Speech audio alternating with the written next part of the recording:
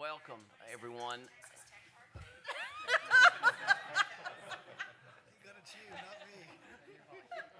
And this welcome is going to manifest itself in many different ways. Dr. Rice Spearman can do whatever she wants to, okay? But before we begin our meeting today, we have a very special occasion and a ceremony that I trust will have meaning beyond this day. We are going to be swearing in our 3 new appointed regents, and I think I speak for the board when I say that we couldn't be more pleased and thrilled and honored to serve with these individuals. And so we'll begin with that ceremony, and I'm going to ask Vice Chairman Ginger Carrick Davis to preside over the swearing in of those particular new regents. So, Ginger, please.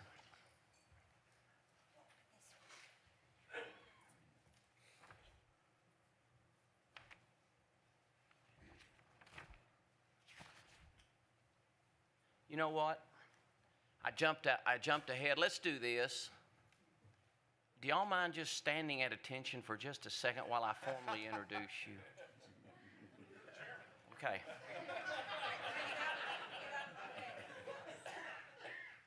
I got ahead of myself, which is not unusual. This is a good indoctrination. This is the way this place runs.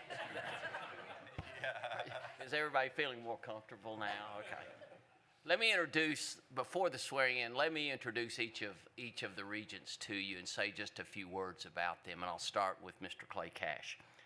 Mr. Cash is one of the principals in the Cash Family Office and is also president of the Cash Family Foundation. He previously served as a vice president of Atmos Energy and has held several leadership roles throughout his career with Atmos from '84 until 2018. Additionally, Mr. Cash serves on various boards. Clay received his bachelor's degree in business administration management from Texas Tech in 1997, and his family are ardent family supporters. You cannot drive around the campus without seeing the Cash family's impact and their stamp on this campus, and they've been so generous and so hospitable and have just been a great partner with this university. Don and Kay Cash, of course, his mom and dad both received their degrees from Texas Tech, and his great uncle, C.A. Cash, was a regent here, or at that time, a director. It was the board of directors, and from '65 to '69, he served in this capacity also. So we've come full circle. Mr. Cash and his wife Ashley have 4 children, and he'll be introducing them to you in just a little bit. Clay, welcome. Next, we have Tim Culp. Mr. Culp is the co-owner and president of Southwest Royalties and Desert Production. He formerly served as co-founder and president of Tandem Energy Corporation and as vice president of Adobe Resources Corporation.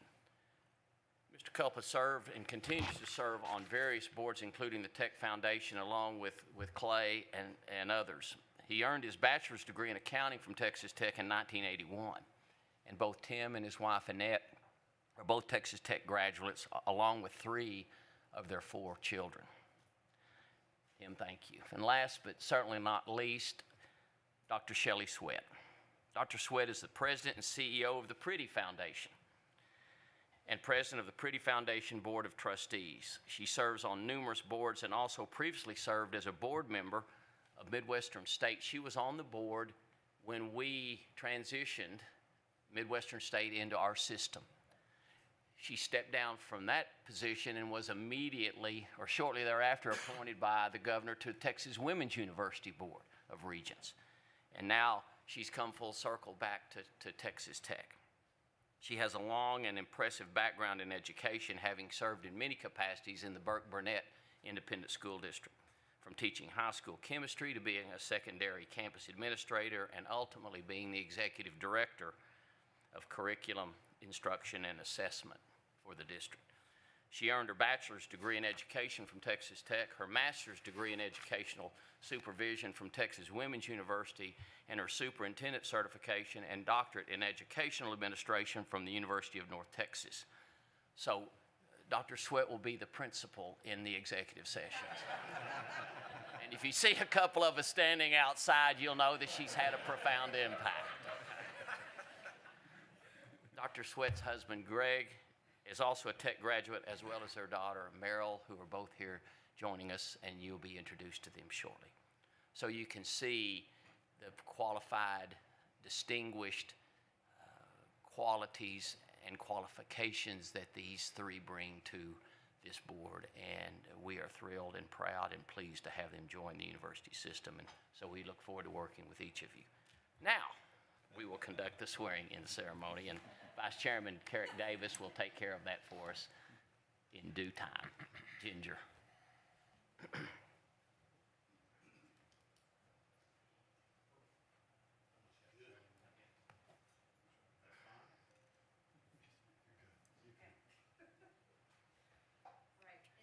In the name and by the authority of the state of Texas, if you all would please repeat after me. Raise your right hand. Yes. I I, state your name. Tim Culp, Do solemnly swear do solemnly swear that I will faithfully execute that I will faithfully execute the duties of the office of the duties of the office of the Board of Regents of the Texas Tech University System the Board of Regents of the Texas Tech University System of the state of Texas, of the state of Texas, and will, to the best of my ability, and will, to the best of my ability, preserve, protect, and defend preserve, protect, and defend the Constitution and laws the Constitution and laws of the United States and of this state. of the United States and of this state. So help me God. So help me God. Congratulations. Thank you.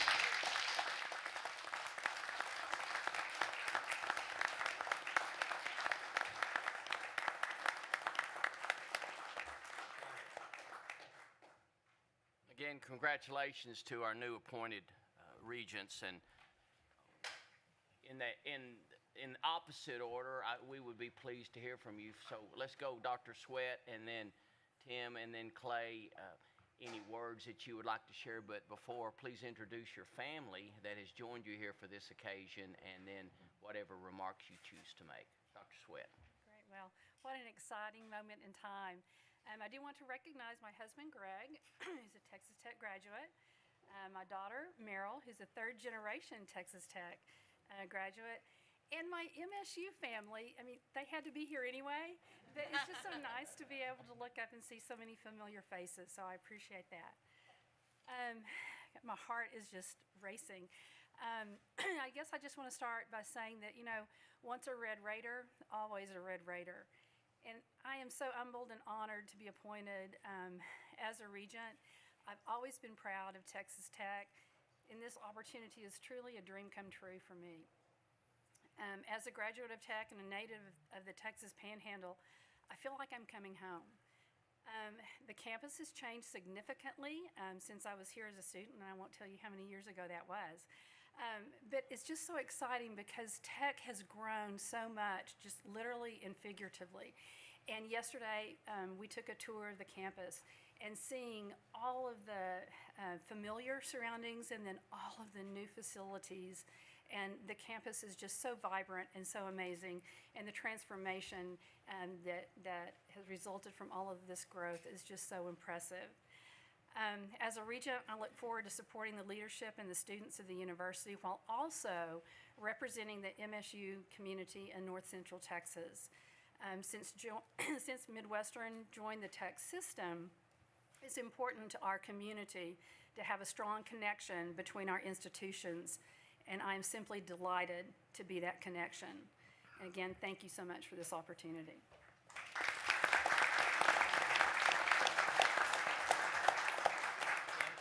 Mr. Chairman, with me this morning are members of my family, my wonderful wife of 42 years, Annette, would you please stand? We live in Midland. Our youngest daughter, Kristen Groner, and more importantly, the mother of 2 of our 6 grandchildren. Our youngest son, Tanner, also from Midland. So those 3 are from Midland, and got up early this morning to drive up, and so glad that they're here to join us today.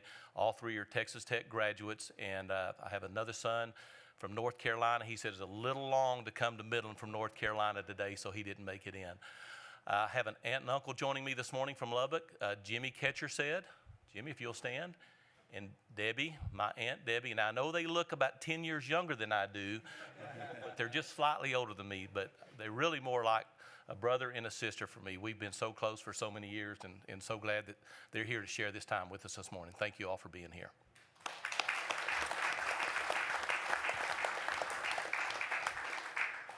What an honor it is to serve with these outstanding colleagues of mine and these great leaders of this university. This has been honestly a dream of mine for a number of years, as my wife will tell you. I didn't know when the right time would be, but I knew I was running out of time if I didn't serve on the board soon. So Governor Abbott gave me a wonderful opportunity to serve here. I'm so grateful for this opportunity. We have amazing leaders sitting, my colleagues to my right, to your left, but we also have some of the most amazing leadership anywhere in the nation. I've had the fortune of serving on the Texas Tech Foundation Board for almost 7 years, led by my good friend Patrick Kramer.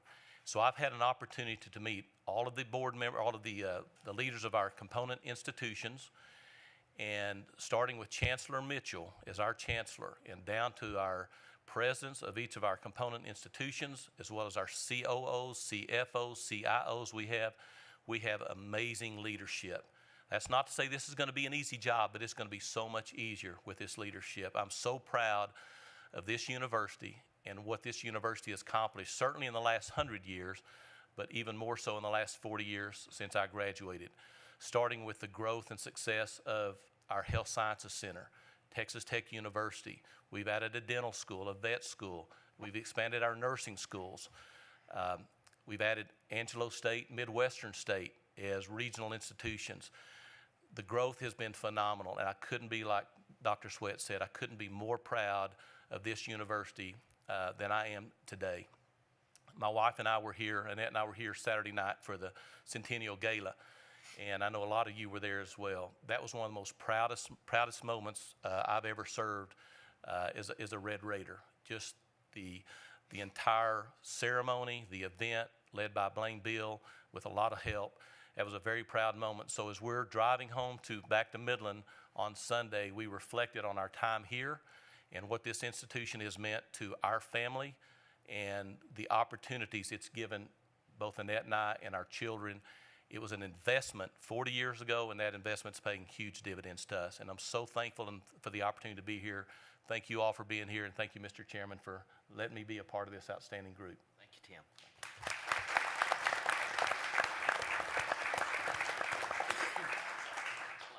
Well, I am joined today by my wife, Ashley, my daughter, Coble, Colin, Cannon, and Carson.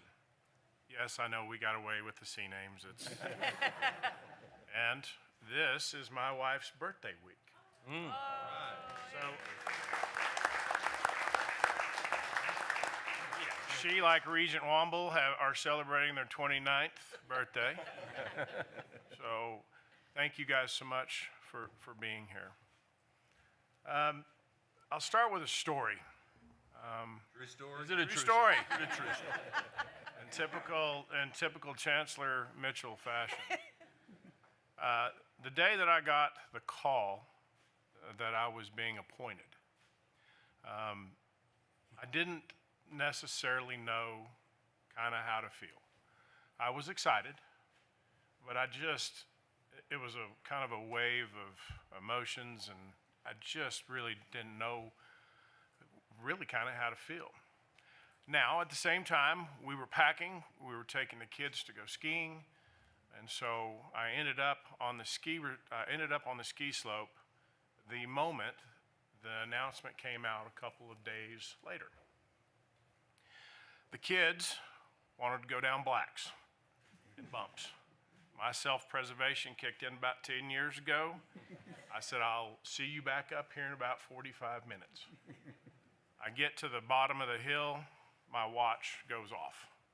And so I know the announcement has come out. I get on the ski slope. I get on the ski lift, and it's myself and two couples. The two ladies were sisters. And we start to go up the ski slope, or ski lift. All the pleasantries, good day, great skiing, so forth. Where are you from? We're from Houston. Where are you from? I'm from Lubbock. And all foreheads snapped. And they said, my son and my niece and nephew are going to Tech in the fall. True story. So we went on through I did my best, Lubbock Chamber of Commerce. Told them all the great things about Lubbock, which there are. And then I kind of dove into a lot of the things that are going on with Texas Tech, a lot of the great things. I didn't have my Chancellor Mitchell legislative card, but I had been with him enough to know all of the wonderful things that are going on here. The guy stops me and says, "Do you work for Tech?" Evidently, I did a really good job. And I said, "No, sir." I said, "I'm a volunteer." I said, "But about 30 minutes ago, things changed just a little bit." I went on to tell them the kind of the news, and they congratulated me. And the guy then turns to me, and he said, "Would you do me a favor?" And I said, "Sure." And he said, "Would you please take care of my kids?" I said, "Absolutely." And at that moment, I realized what it is to be a regent. My job is to take care of kids. Kids, students, I kind of will lump them all through there. I know that not all students are kids. And I think about my 4 that are back there, one of which is coming to Tech in the fall. I'm not sure where the other 3 are going to go, but in the words of Don Cash, I know where I'm paying for. But when I got to the top of that lift, I was humbled. And I knew what my role was. And I knew what I needed to do. So, Mr. Chairman, I approached today and with this group right here and this group that sits in front of us, I'm truly humbled to be here. I really am. So, thank you.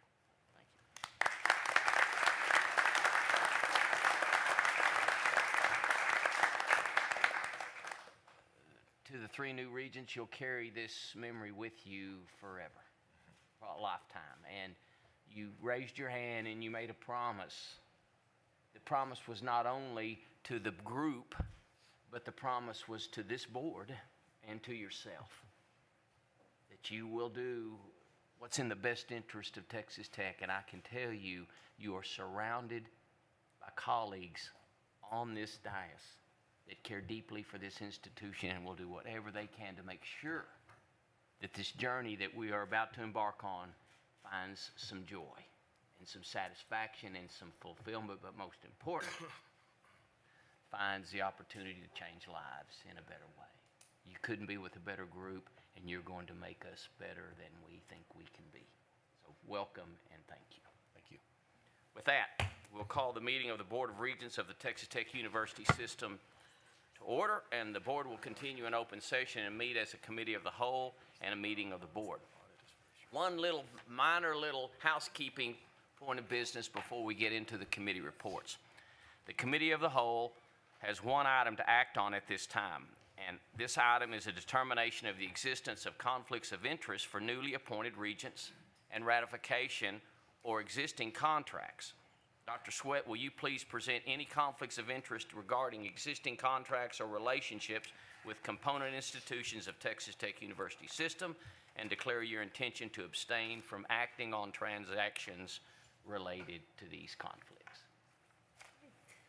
I'm the president and CEO of the Pretty Foundation and president of the Pretty Foundation Board of Trustees. The Pretty Foundation is a private, independent foundation in Wichita Falls that engages in awarding grants and developing community impact programs for residents, primarily in North Texas and Southern Oklahoma. Midwestern State University has been and continues to be a recipient of grants from the Prudy Foundation. With this disclosure of my existing conflict of interest, I now also publicly declare my intention to abstain from acting on transactions related to these conflicts. Thank you, Dr. Sweat. Are there any questions or comments from anyone relative to this disclosure? Okay, you've heard the disclosure as presented. It's recommended that the board approve to, number one, accept the disclosure of conflict of interest as identified by Regent Sweat. Number two, acknowledge Regent Sweat's declaration of intention to abstain from acting on items related to her conflicts of interest during her time of service as a regent. And three, ratify the existing contracts between the Texas Tech University system component institutions and the respective business interests. Is there a motion to approve the item as presented? So moved. Second. Thank you. There's a motion and a second. All those in favor say aye. Aye. Any opposed, same sign. Thank you. The motion passes. That concludes items to be considered by the Committee of the Whole at this time. The meeting of the Board of Regents will now recess and committee meetings will commence sequentially. The meeting of the board will reconvene today after adjournment of the last committee meeting. We will now continue with committee meetings. All regents serve as voting members on every committee, and each committee has its own chair and vice chair.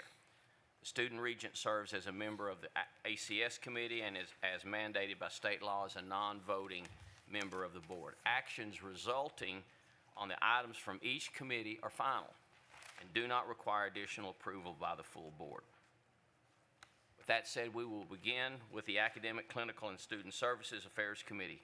Regent Carrick Davis serves as chair, and Regent Sweat serves as vice chair of that committee. Regent Carrick Davis, please continue with the ACS committee meeting. Thank you, Mr. Chairman. The Academic, Clinical, and Student Affairs Committee is called to order. I move to approve the minutes of the meeting held on February 23rd, 2023. Do I have a second? Second. All those in favor? Aye. Aye. Any opposed? The motion passes. All right, Dr. Topliff, if you'd please begin with item number 1. Thank you, Chair Davis. Item number 1 is for ASU to approve a change in academic rank.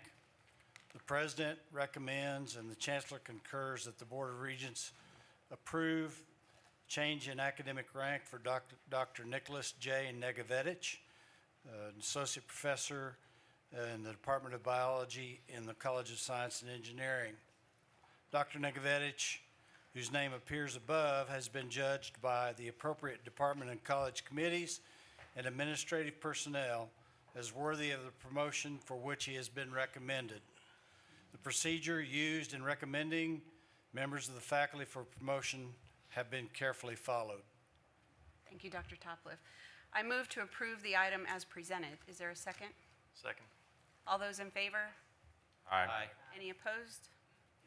Motion passes. Dr. Topliff, item number 2, please.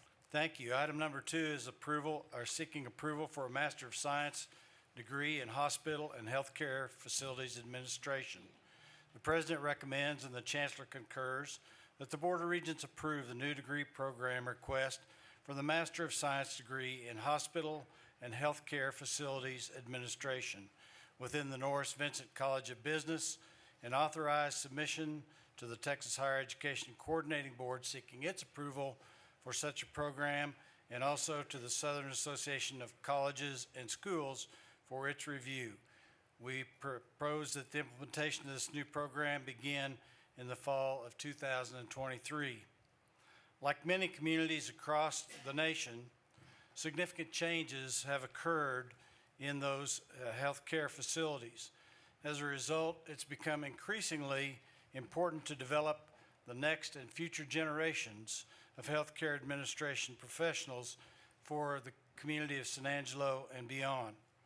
The purpose of the Master of Science in Healthcare and Hospital and Healthcare Facilities Administration will be to serve as the solution provider to meet this need. Accordingly, we have established a partnership with 3 healthcare providers in our region: Shannon Medical, La Esperanza Clinic, and West Texas Rehabilitation Center. This new program differs from our MBA program in that it requires 3 courses of in-person administrative residency with one of our partners. Each student would be required to work a minimum of 20 hours per week over the course of the program, and we propose that students be compensated at a rate of $20 per hour for an approximate total of $20,000 for the entire year. Each of those proposed partners have agreed to this stipulation. As far as students, you can see in the table that we propose 5 students in year 1, escalating to 15 students in year 3, 4, and 5, and the program will have a cumulative head count of 21 when it reaches that 5th year of maturity. As far as the 5-year costs and expenses, as far as the costs, we propose no new faculty. We'll be reallocating part of 1 faculty member and some administrative support for a total of $250,000 over the 5-year period. We anticipate, between funding from the state mainly, that over 5 years, the total will be about $2.8 million. And again, no new faculty lines are requested for this program. Thank you, Dr. Topliff. I just want to commend you for these types of programs where the students get hands-on experience in the field of study and then still able to use that experience to help buy down their tuition because they get compensated for it. So excellent job coming up with this kind of concept, so thank you. Thank you. Any other questions or comments? All right, I move to approve the item as presented. Do I have a second? Second. All those in favor? Aye. Any opposed? Motion passes. Thank you, Dr. Topliff. Thank you. Dr. Hendrick, you're up next. Thank you, Regent Carrick Davis. We are seeking approval for the appointment of one faculty member with tenure. Dr. Sabrina Thomas will join our Department of History as an associate professor in the College of Arts and Sciences this August. She comes to Texas Tech from Wabash College, where she serves as the David A. Moore Chair in American History. Approval of this appointment would bring the total number of tenured faculty member at Texas Tech to 796 of our 1,121 tenure track faculty. Percentage of tenure track faculty awarded tenure would be 71.1% and represent 42.3% of all faculty, including part-time. Thank you. Any questions or comments? I move to approve the item as presented. Is there a second? Second. All those in favor? Aye. Any opposed? Motion passes. Please continue. Thank you. The President recommends that the Chancellor concurs that the Board approve a Bachelor of Applied Arts degree in Fashion Merchandising and authorize submission to the Texas Higher Education Coordinating Board and Southern Association of Colleges and Schools for acknowledgement. This degree will be offered mostly face-to-face here on the Lubbock campus and in a hybrid format at some select regional sites. The purpose is to offer students who already have formal training in vocational technical studies the opportunity to obtain a baccalaureate degree without the significant loss of credits that sometimes occurs when they transfer to a 4-year institution. These students will already have needed to complete an Associate's of Applied Arts and Sciences degree. Texas Workforce Commission estimates that fashion merchandisers and supervisors constitute about 113,000 Texans, and that we will need more than 45,000 additional ones by 2026, most of which will require a baccalaureate degree. In Texas, there is no other institution that offers this degree in fashion merchandising, and an increase in digitization of the industry and the advanced skills that are available in this program will make it attractive and we think resilient. All the courses required for the program are already taught, so there are no additional funds required to deliver the degree content, and we anticipate around 15 new students in this program over the upcoming years. Thank you, Dr. Hendrick. Any questions or comments? I move to approve the item as presented. And do I have a second? Second. All those in favor? Aye. Any opposed? The motion passes. Please proceed with item number 5. Thank you. The President recommends and the Chancellor concurs that the Board approve a Bachelor of Science in Fashion Merchandising degree, authorize submission to the Higher Ed Coordinating Board and SAC COC for acknowledgement. This degree will be offered mostly face-to-face here in Lubbock and in a hybrid format at select regional sites as well. The Bachelor of Science in Fashion Merchandising differs from the Bachelor of Applied Arts degree. While it offers some of the same career and industry needs, the training is different and is geared towards students entering in a more traditional fashion than transfer students. There are other Bachelor of Science degree programs like this, including Texas Women's University, Sam Houston, Stephen F. Austin, North Texas, and Texas State. We currently offer a concentration in fashion merchandising within our retail management program. This would be a separate program. We anticipate enrollment of about 32 students at the end of 5 years. Because all the courses are already taught, there are no additional funds required. I will note that this degree and the prior one, the Bachelor of Applied Arts, will share cost, as noted in your board materials, but we have separated out the enrollment numbers for the degrees because of the difference in the content of the majors. All right, thank you. Any questions or comments? Okay, hearing none, I move to approve the item as presented. Do I have a second? Second. All those in favor? Aye. Any opposed? Motion passes. Please proceed to item number 6. Thank you. The President recommends and Chancellor concurs that the Board approve a Bachelor of Arts degree in Human Resource Development and authorize submission to the Higher Ed Coordinating Board and SAC-COC for acknowledgement. This degree is designed to bridge theory with practice in all areas of human resource development, including training, development, recruitment, and talent acquisition. It will be offered exclusively online. Human resource development has been a growth industry nationally for several decades. Employment of specialists growing at about 5% a year over the past decade. Future growth projections estimate about a 7% increase a year, faster than average for all occupations according to the Bureau of Labor Statistics. We estimate this will be a very popular degree and are projecting 250 new students at the end of 5 years. We already have a minor in this program, and that enrolls 344 students currently. Because this program is online, we can recruit both traditional and non-traditional students across Texas in this growing field. Based on the enrollment projections, we will be adding 1 professor of practice in each in years 2, 3, and 5. A portion of the cost will be reallocated from existing funding, and the rest will be generated from new revenue as the program advances and grows. 3 Texas institutions offer human resource development degrees at the baccalaureate level, include Texas A&M, UT at Tyler, and University of Houston. Given the growth rate for this industry, adding degree programs here will still meet a critical need in the state. Thank you. I'll tell you, I was sitting on a plane yesterday next to a VP of Human Resources, and he was talking about how hard it was to find good talent. And I'm like, funny you mentioned that. We have a degree plan. So he was pretty excited about this. So good timing. All right, any other questions or comments? Okay, I move to approve the item as presented. Do I have a second? Second. All those in favor? Aye. Any opposed? Motion passes. Please proceed to item number 7. Thank you. President recommends and Chancellor concurs that the Board approve a Master of Veterinary Sciences degree with a major in veterinary sciences, authorized submission to the Higher Ed Coordinating Board and SAC-COC for acknowledgement. This degree will position Texas Tech as a leader in veterinary sciences and One Health research and innovation, and preparing students for successful careers in veterinary education. Workforce demands for animal health-related skills currently exceed supply. According to the Bureau of Labor Statistics, they predict that national veterinary science-related job market will grow by 17% over the next decade. This program will enable students to develop proficiency in veterinary science and One Health concepts, communication, collaboration, and leadership. It's a flexible curriculum designed to appeal to current veterinarians who may require additional training in a particular area, and it provides a path to for students in our One Health doctoral program as well.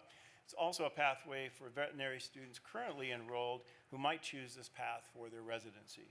There are no 5-year costs associated with this, as our faculty facilities are already in place. The courses are already being taught.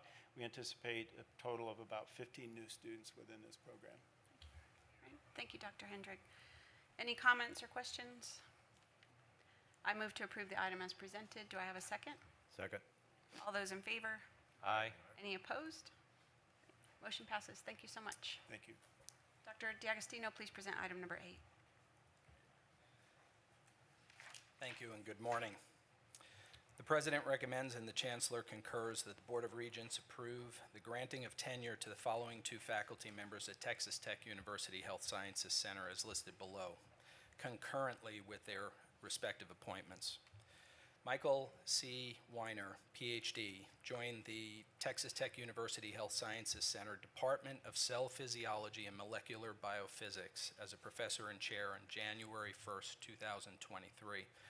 He came from the University of Virginia, where he was a tenured faculty member since 2005, earned his BS degree in physics from the University of Rochester, his MS in physics, and his PhD in physics and biophysics from the Carnegie Mellon University. Dr. Weiner's postdoctoral fellowship was conducted at the University of California at Irvine and the University of California at San Francisco. His research is in membrane protein crystallization, crystallography, and outer membrane active transport.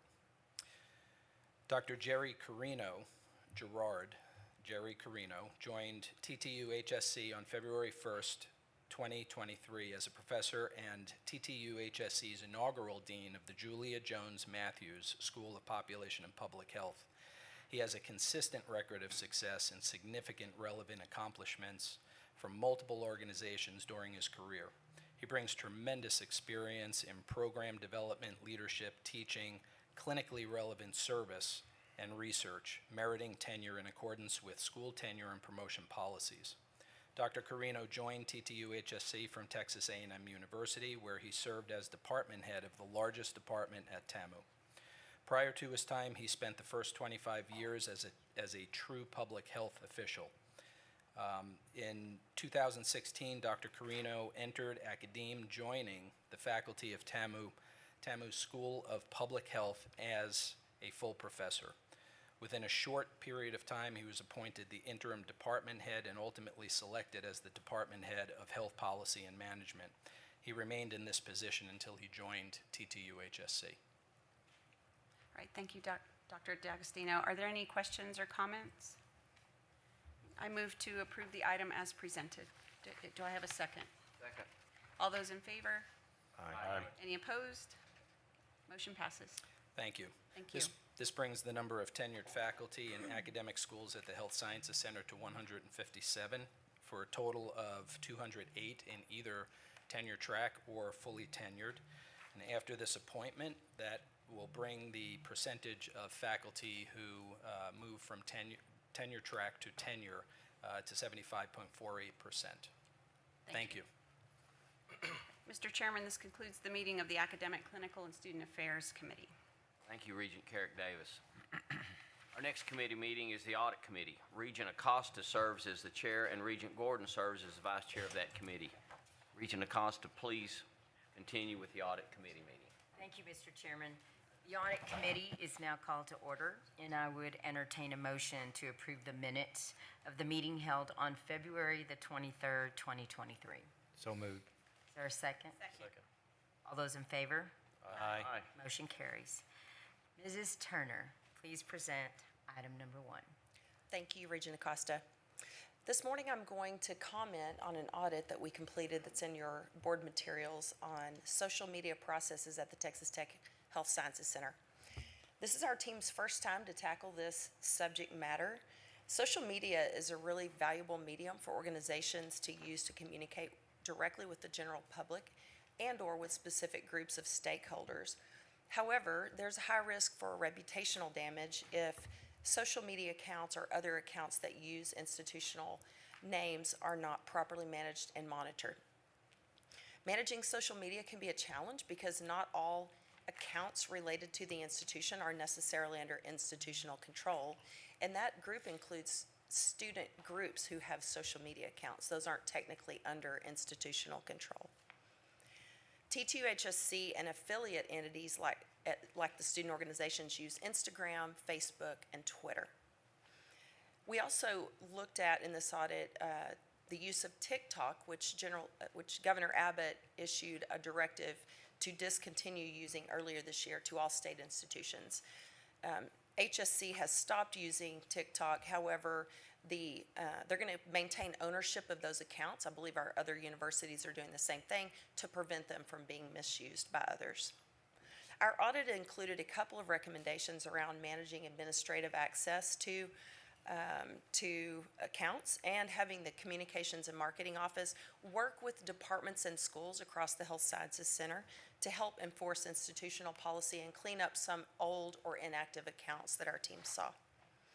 Our work, this is really the most exciting part and the reason I decided to speak about this today.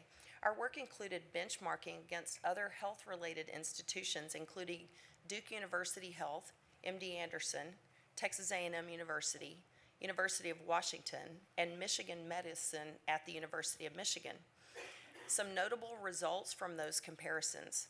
TTU-HSC was the only institution with an institutional policy requiring social media accounts to provide communications and marketing staff with administrative access.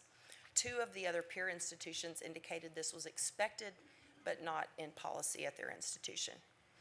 Only one other institution's policy included guidelines and requirements for administering social media accounts, such as requiring approval and designating the contacts for those. And then similar to its peers, T2HSC offers tools and strategies to departments with social media accounts to help ensure that those are successfully used.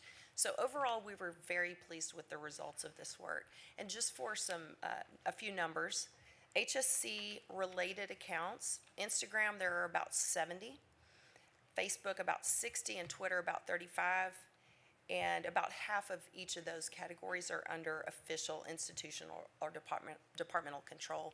The rest are student accounts, and then some are unofficial, and including some dormant accounts that haven't been used in years. That concludes my report, and I'll entertain any questions about the remaining aspects of our board book. Are there any questions or comments? Madam Chairman, if I might, excuse Sure. me. Kim, talk about just a little bit the challenges. This is obviously a decentralized aspect to the campuses when you have these independent type social networks. What kind of challenges does that present, and should this board be considering some possible policy type adjustments or enhancements, if you will, that would, without controlling, at least having some better access and response to these social media networks? Is that an unanswerable question? Well, I'm not sure I can fully answer it, but it's a great question. All of our institutions, I believe, have policies around social media and around the use of the university's names, universities plural names.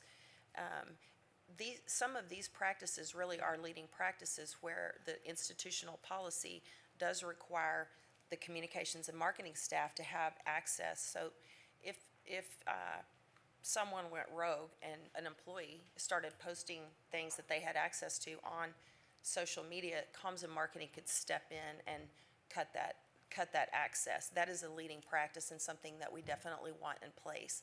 It gets a little bit murkier whenever you're talking about student organization accounts, because just like student organization bank accounts typically are, those are outside the institution's technical control. And so the best thing to do is educating all of the groups that, social media, in the effective use of social media and what should be up there, and then there could be some prohibitions on things that should not be posted on social media. Certainly at the HSCs, it would be anything patient-related, any PHI, HIPAA-protected data, et cetera. Because this was HSC centric in its audit, are there applications, or are these policies consistent through our other component institutions? We did not look at that. I would guess that they're not 100% consistent, but I would guess that there are consistencies across all 5 institutions, but probably with some differences in the details. Would that audit look different on the educational campus versus the Health Sciences Center campus? I think we would approach the work the same way. I think if we looked at Texas Tech University, it would be a very much larger body of work, given how many more colleges and schools and student groups exist out there and departments. Just the size itself would make it look much different. I would guess HSC El Paso might look pretty similar. And then ASU and MSU would probably have a smaller presence, more similar to this. But I would guess we would find some similar results, although we have not looked at the policies at the others, so I can't attest to their fullness. Thank you. Thank you, Mr. Chairman. Thank you, Mr. Chairman.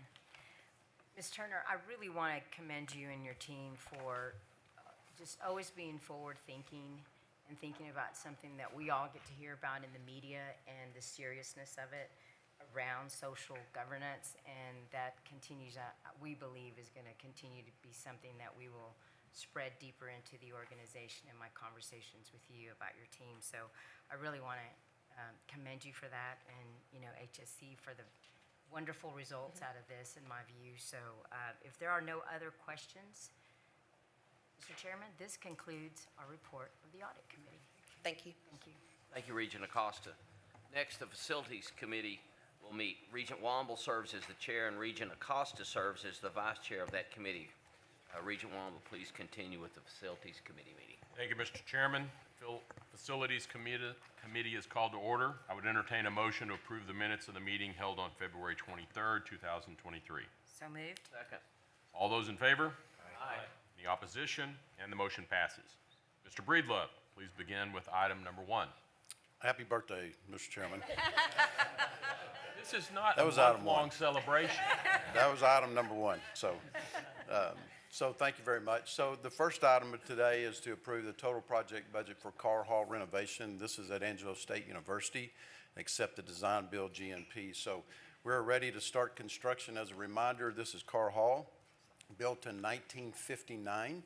The great thing about this building is it's a full concrete structure. A lot of buildings don't get built that way anymore, so we're working with a concrete structure, which is nice.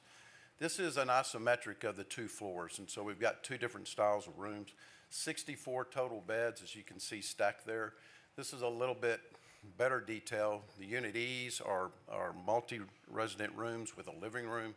Unit A is just double occupancy, 2 twin beds. I wanted to just kind of tell you that Unit A is 240 square feet. Unit E is 238 to 285, depending on which one it is, and then the living rooms are 196 square feet. You can see the new accessibility ramp on the far right, and then you can see a new elevator down at the bottom, that little square there in the commons area, which I'll show you here in just a second at the top of that plan. That's the second floor plan, very similar to the first floor, again, 32 beds. So this is an artist's rendering of the commons area, and if you remember from the picture from the very beginning, you have to go up a series of steps to even get into this building, and then the commons area comes back down, so there's no accessibility into this room. So we're adding a handicapped ramp, accessibility ramp there you can see on the left. New finishes will be done in this space, and this will be a nice collaboration space for the students. So the overview: complete the interior renovation of Carr Hall, 19,553 gross square foot, 2-story structure built in '59. The project will renovate and modernize the campus residential facility with 64-bed count. We're renovating the residence hall rooms to meet the current housing trends. That was given to us by ASU and kind of what they were doing in their master planning. Lobby, office, common spaces, renovation, HVAC distribution, that's heating, ventilating, and air conditioning. All plumbing, electrical distribution, switch gear, life safety systems, accessibility, furniture, fixtures, and equipment. Basically gutted this building and coming back with the exterior facade, and also just going to build new walls, all new plumbing and everything in this. So from the original budget, we've also added a few things to this that's not listed on here. We're going to replace the windows. They're old single pane windows. We think that's a really good add. We're putting in all this high-tech HVAC equipment. I think that's a good add. And then the roof, we're going to punch it over 30 times for the new plumbing. And we're also going to take advantage of that and also add some more insulation into the roof. So that's an additional cost there. And then we've been talking about this project since August. The square footage has bounced around a little bit. The Higher Education Board was carrying about 18,000 square feet, and now we're sitting at 19,500 once we got in there and really got the numbers to it. So that's a little bit of added cost just because of the additional square footage. So the additional request is the $6.46 million Majority of that is, of course, for construction for a revised budget of $8.5 million. And the recommendation, Mr. Chairman, is to approve and accept the guaranteed maximum price for construction of the Carr Hall renovation project, increase the budget by $6.4 million for a total project of $8.56, report the project THECB, and amend the design build agreement. And this is going to be funded with institutional cash through the revenue finance system, repaid with institutional cash. That's the recommendation.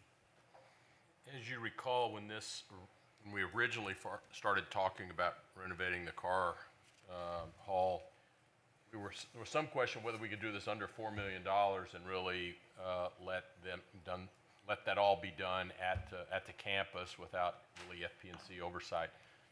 I know you've mentioned some of these items. Can you really give us a feel for how that project went from what we thought was maybe under $4 million to now $8.5 million? Yes, sir.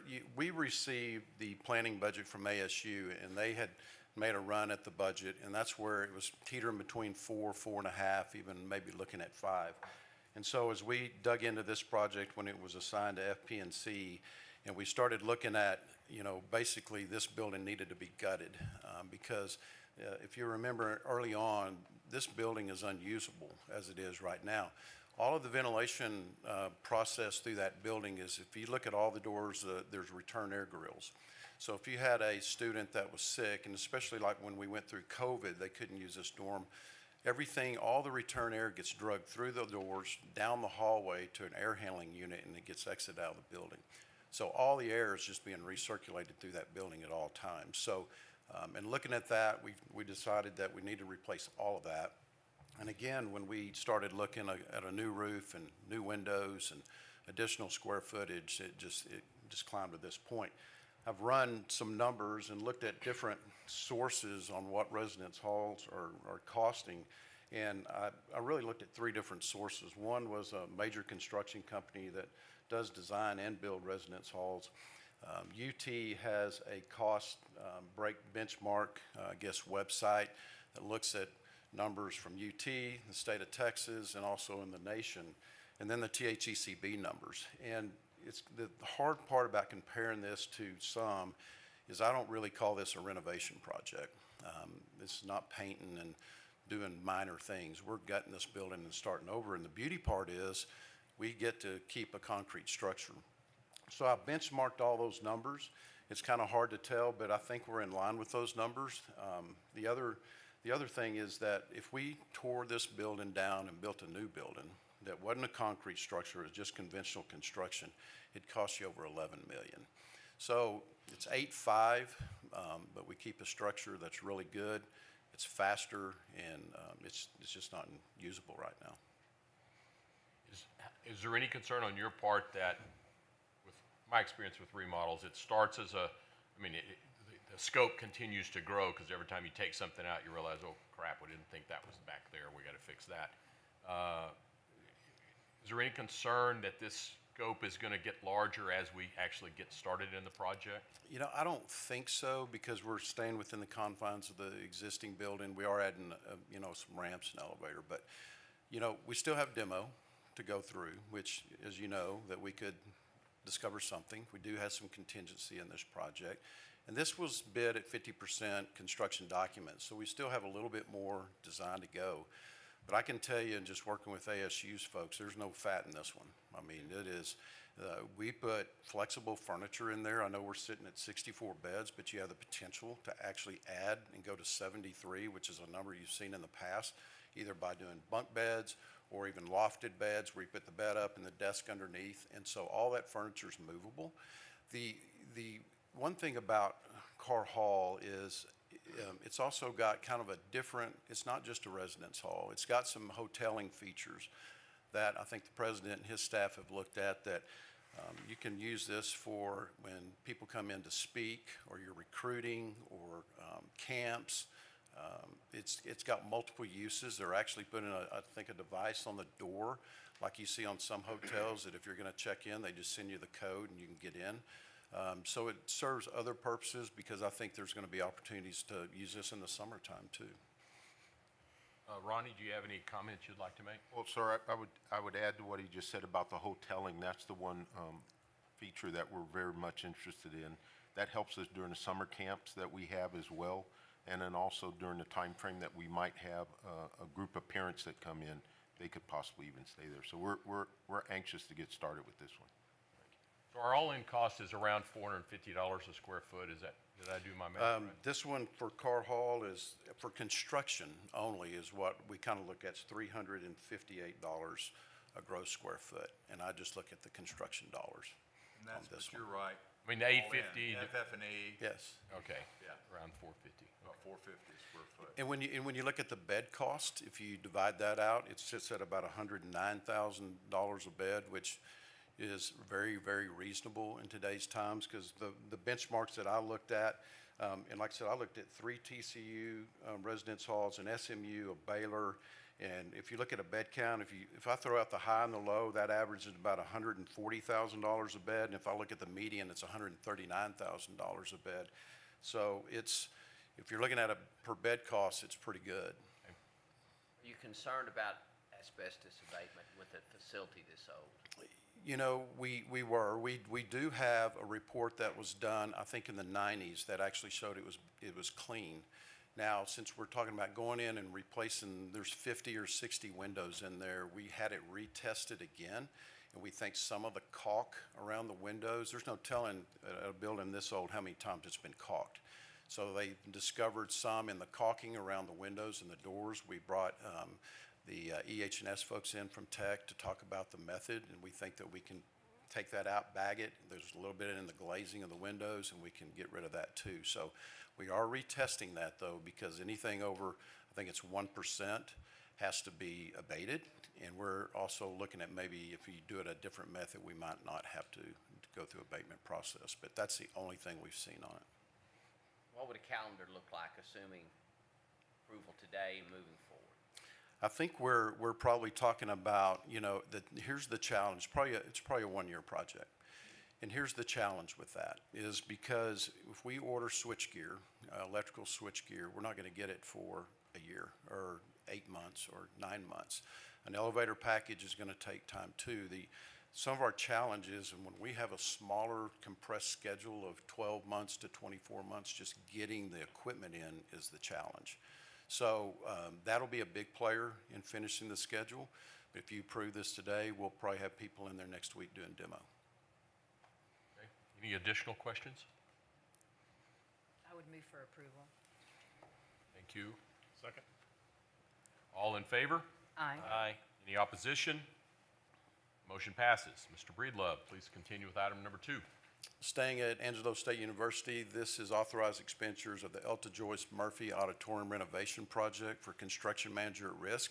We've been through the process and we're now ready to put a contractor on so they can start helping us with pricing and obviously working in an existing building with demo and right underneath the president's office, and so we need to get them in there as quick as we can.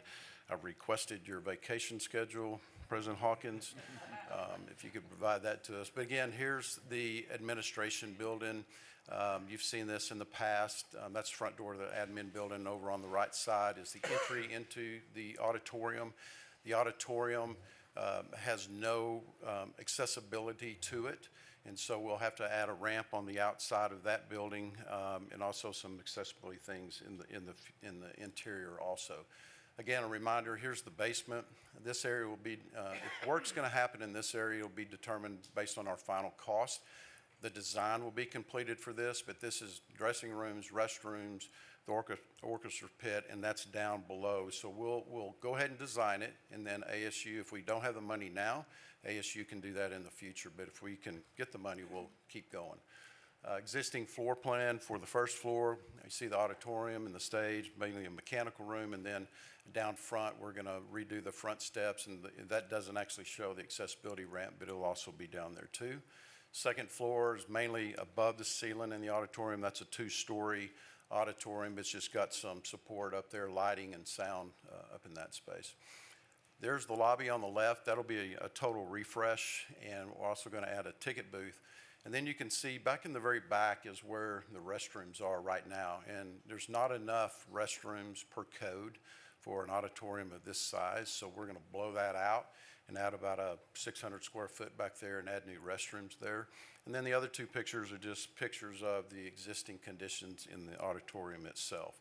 As you can remember, we have a slope issue with that floor. It's about 2.5 times the legal allowable slope for there. And Regent Womble, in your conversation with us about, do we have to tear the whole floor out? What are you going to do with that? We've also discovered there's another floor underneath there. So we might have an opportunity, like you said, is to build some of that old, floor back up and get it level and maybe stage it back up. So we are looking at that.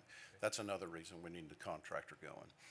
So this is what the construction manager at risk agreement will do for us in his pre-construction activities. It's project evaluation. He'll do a site analysis, constructability review, which is one of those that's going to be extremely tough doing demolition in an existing building.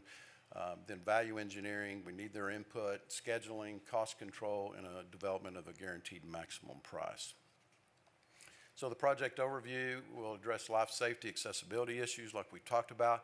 The entire building is 8,205 square feet. If we take out the space underneath the stage, it gets you the 5679 in bullet number 2, and then the expansion of the 598 gross square foot to accommodate additional restrooms.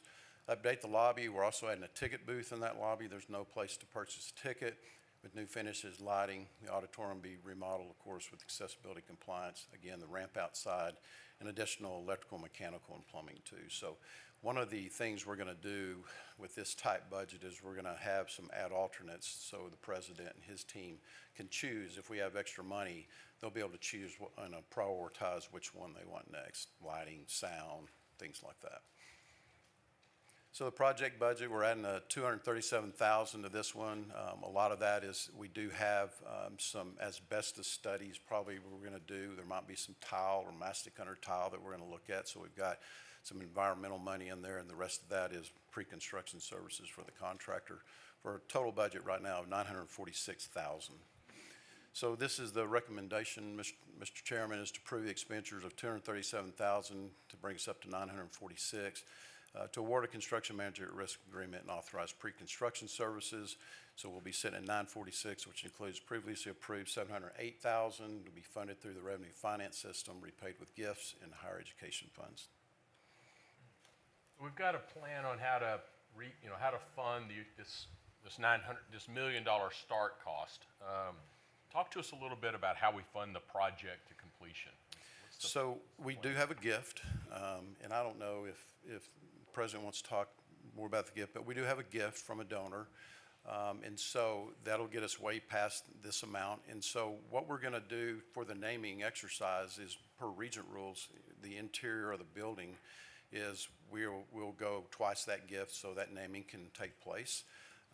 The soft costs with the design and those type things are going to be funded by Angie and the university. So we're going to squeeze every penny out of this. We know with the donor and what her wants are. We know exactly where we got to start and make it look nice and look pretty, and then some of the things that I guess that are kind of behind the scenes, we'll attack those later. I think my concern would be, if we're going to spend this original startup cost, are we very confident that we're going to be able to do this project in a timely manner behind that? Because we don't want to spend this $1 million now and then have to start up 4 years from now, and because they're going to throw a lot of the work we're done away and start over. No, we're going to go full steam ahead. We know our marching orders for getting that seating, dressing that up, and getting that floor correct, the lobby. And so that's the reason we're bringing in the contractor now, so he can start doing that budgeting. But we're sitting with this, I think, a budget of $6 million, and we'll have, I think, 2.3. 2.3 is a gift already. And so we're just trying to push that forward. At one time, there was some of the schedule was to do this after hours, so as to not, affect the president's office. Then we talked about sending him on vacation for the summer, and have we got any of that worked out? Yeah, it's all worked out. We're going to Barcelona. Now we got to go with him, but Perfect. it's when we interviewed the contractors, they all know that you could have some weekend work, late work. Angie was in the evaluations and the selection process. She's going to be kind of the keeper of the schedule, President Hawkins' schedule, and if there's a break, she's going to let them know, let the team know. Her office is right down the hall also, so we know that we've got to do this with the best that we can. That is a challenge, and the contractor knows that going into this, so we will do the best we can with that. Is there any consideration, President Hawkins, for you using this as an opportunity? Is there another logical relocation? For yourself, for the office itself, or are you We're- get where you are and going to work through that schedule? Right, we're comfortable where we're at right now and how I would be able to get to the office as well. And then more importantly, as we start moving towards times that somebody might need to be out of there, we want to do this during those times that we already have in our schedule. So we're planning it and trying to work it that way. Any further questions? No, I would just make a comment, Mr. Chairman, that I really am excited that we're using the construction manager at risk method for this project. It's going to work out really great, the guaranteed maximum price. So I think it's been evaluated extensively by everyone, and look forward to seeing it come to fruition. Yes, ma'am, and we really need their involvement now. Yes. So they can start helping us plan. If we got to take that floor out or build that floor back, they need to really be working with the design team for just means and methods for that. Sure. Any further questions? Do I hear a motion? So moved. All in favor? Aye. Aye. Any opposition? And the motion passes. Mr. Breedlove, please present item number 3. Item number 3, Angelo State University again. This is authorized expenditures of the Central Plant Renovation Addition Project for Design Build Stage 2 services. As a reminder, this is CCAP funding also.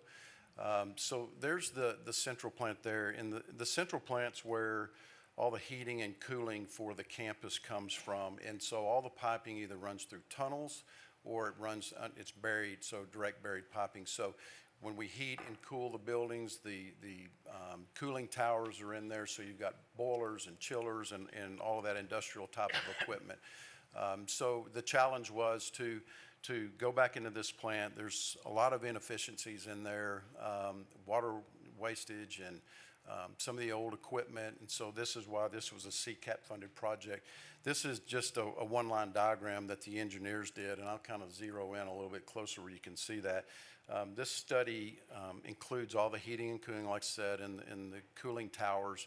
And so you go and you look at all the buildings and get all of their demands for heating and cooling, and you just start working backwards to the plant, and then you check the plant capacity to see if we do have enough of that. And so we not only looked at the existing buildings, but we also looked at the ASU master plan and included those square footages in those buildings also. So the results have done pretty well, and I'll talk about those in a little bit. But right now, we're ready to move forward and go into stage 2 design, and that is to start developing design development documents, construction documents, construction administration, and probable cost. So this is the project overview, and this is kind of what I want to talk about a little bit. So the existing plant will receive new chilled water and heating water equipment. We're analyzing all that equipment now. Variable speed, centrifugal chillers, water pumps, boilers, heating water pumps. The boilers are old. There's 2 700 horsepower boilers in there. And also, so like that case, we're going to look at building redundancy. Instead of having 400 horsepower between 2 boilers, we might put 3 500s in there, just so if one boiler goes down or need a repair, we still have the capacity for that. Condenser fluid pumps, upgrade electrical equipment. There's some boxes in there that need to come out. Replace the existing evaporative cooling towers, which that's one of the big issues of their efficiency. Piping is going to be configured for more flexibility and redundancy. Like right now, the chillers each have their own dedicated pump. We're going to put a header on that where that pump can work off of any chiller. So if you lose a pump, you just replace it and keep moving. And then individual building efficiency. This is one that we think that at one time this budget was carrying a new supplemental plant to move further down the campus because they had some issues with water flow and pressure. Been doing all the studies, we've got all that. We've got enough capacity. The velocity in the pipes are good. The pipe sizing's good. So what we think we're going to do is go into some of these individual buildings, these big energy hogs, and start looking at putting in some kind of variable speed equipment, some automated valves, which they don't have, and some better controls. So these buildings are using that chilled water, and they're sending it back to the plant. We don't think that we've gotten all the energy out of that water, or the delta T is not correct for that. But we think if we add some automation there, that would really help the big plant in itself. The big plant does have some code issues that we've got to resolve also. But so we're excited if we save the money on this additional plant, we want to put it back into the existing buildings and help the overall efficiency of the plant. So the project budget moving into stage 2, the request is $1.86 million for a revised budget of $2.9. You can see most of that's in all of the design with all these mechanical guys working, and also architects too, and then a little bit of pre-construction in there for the construction. So the revised budget is the 2.87. So the recommendation is to approve the expenditures of 1.86 for a total of 2.87 for the central plant renovation additions project, and anticipated project budget of $36 million. Again, that's CCAP, and amend the design build agreement. And this has been a great delivery method, Regent Acosta using design build, because the contractor's been in there since day one, and authorize stage 2 design services. So the expenditures of $2.8 million include previously approved $1 million with funded through the revenue finance system, repaid with the CCAP funding, sir. And that's the recommendation. Okay. I know Clay will have several questions about some of the numbers that were represented on that line diagram shown earlier. We'll ask him to take that offline. Chairman, I can give him all those studies if he wants them. Chairman Womble. Chairman, Yes. I want to make a comment about this. This is a philosophical comment. Obviously, when you start talking about a plant, it's not a very sexy thing. Very often, if you look in higher education, one of the tendencies when people ask for what used to be called TRBs, these CCAP projects, almost invariably it's for new buildings. Everybody wants new buildings. One of the things we've discussed for all the universities, at some point in time, it becomes important to reinvest in the buildings and the structures you have, as opposed to just always wanting to build something new and build something new. So if you look at everything that he's just presented for Angelo State, whether it's the Murphy Auditorium, whether it's the Carr Hall, whether it's this, it's reinvesting in the infrastructure you currently have. And just imagine at the state level how much more efficient you could do things if everybody took that kind of approach to the way you take care of the buildings you have. These buildings, and this is one of the issues that Billy has to work with, they're all built, the exterior is built to go through like a nuclear holocaust. I mean, these things are built to be there forever, but at the end of the day, what winds up happening is because things like the wiring is different, because we need more with IT needs in a building and the like, when you reinvest in those things, you have to reinvest substantially. So one of the most important points that Billy's making with this is the delta between what a renovation cost is on something, when renovation is actually not really the right word, but the real cost is the replacement cost. If you had to just tear that thing down and do it all over again, what would that cost? He did the same thing with the HSC building in Dallas. And by the time they got through and dug into it, it needed more and more and more, but still at the end of the day, relative to a replacement cost for the building, it was substantially better. So I love the fact that at our universities, they will go in. I can promise you, I'd be shocked if any other system is using CCAP money for a plant. But this is why we try to be good stewards of the state's money, and this is a great example of it. Well said. Any other comments or questions?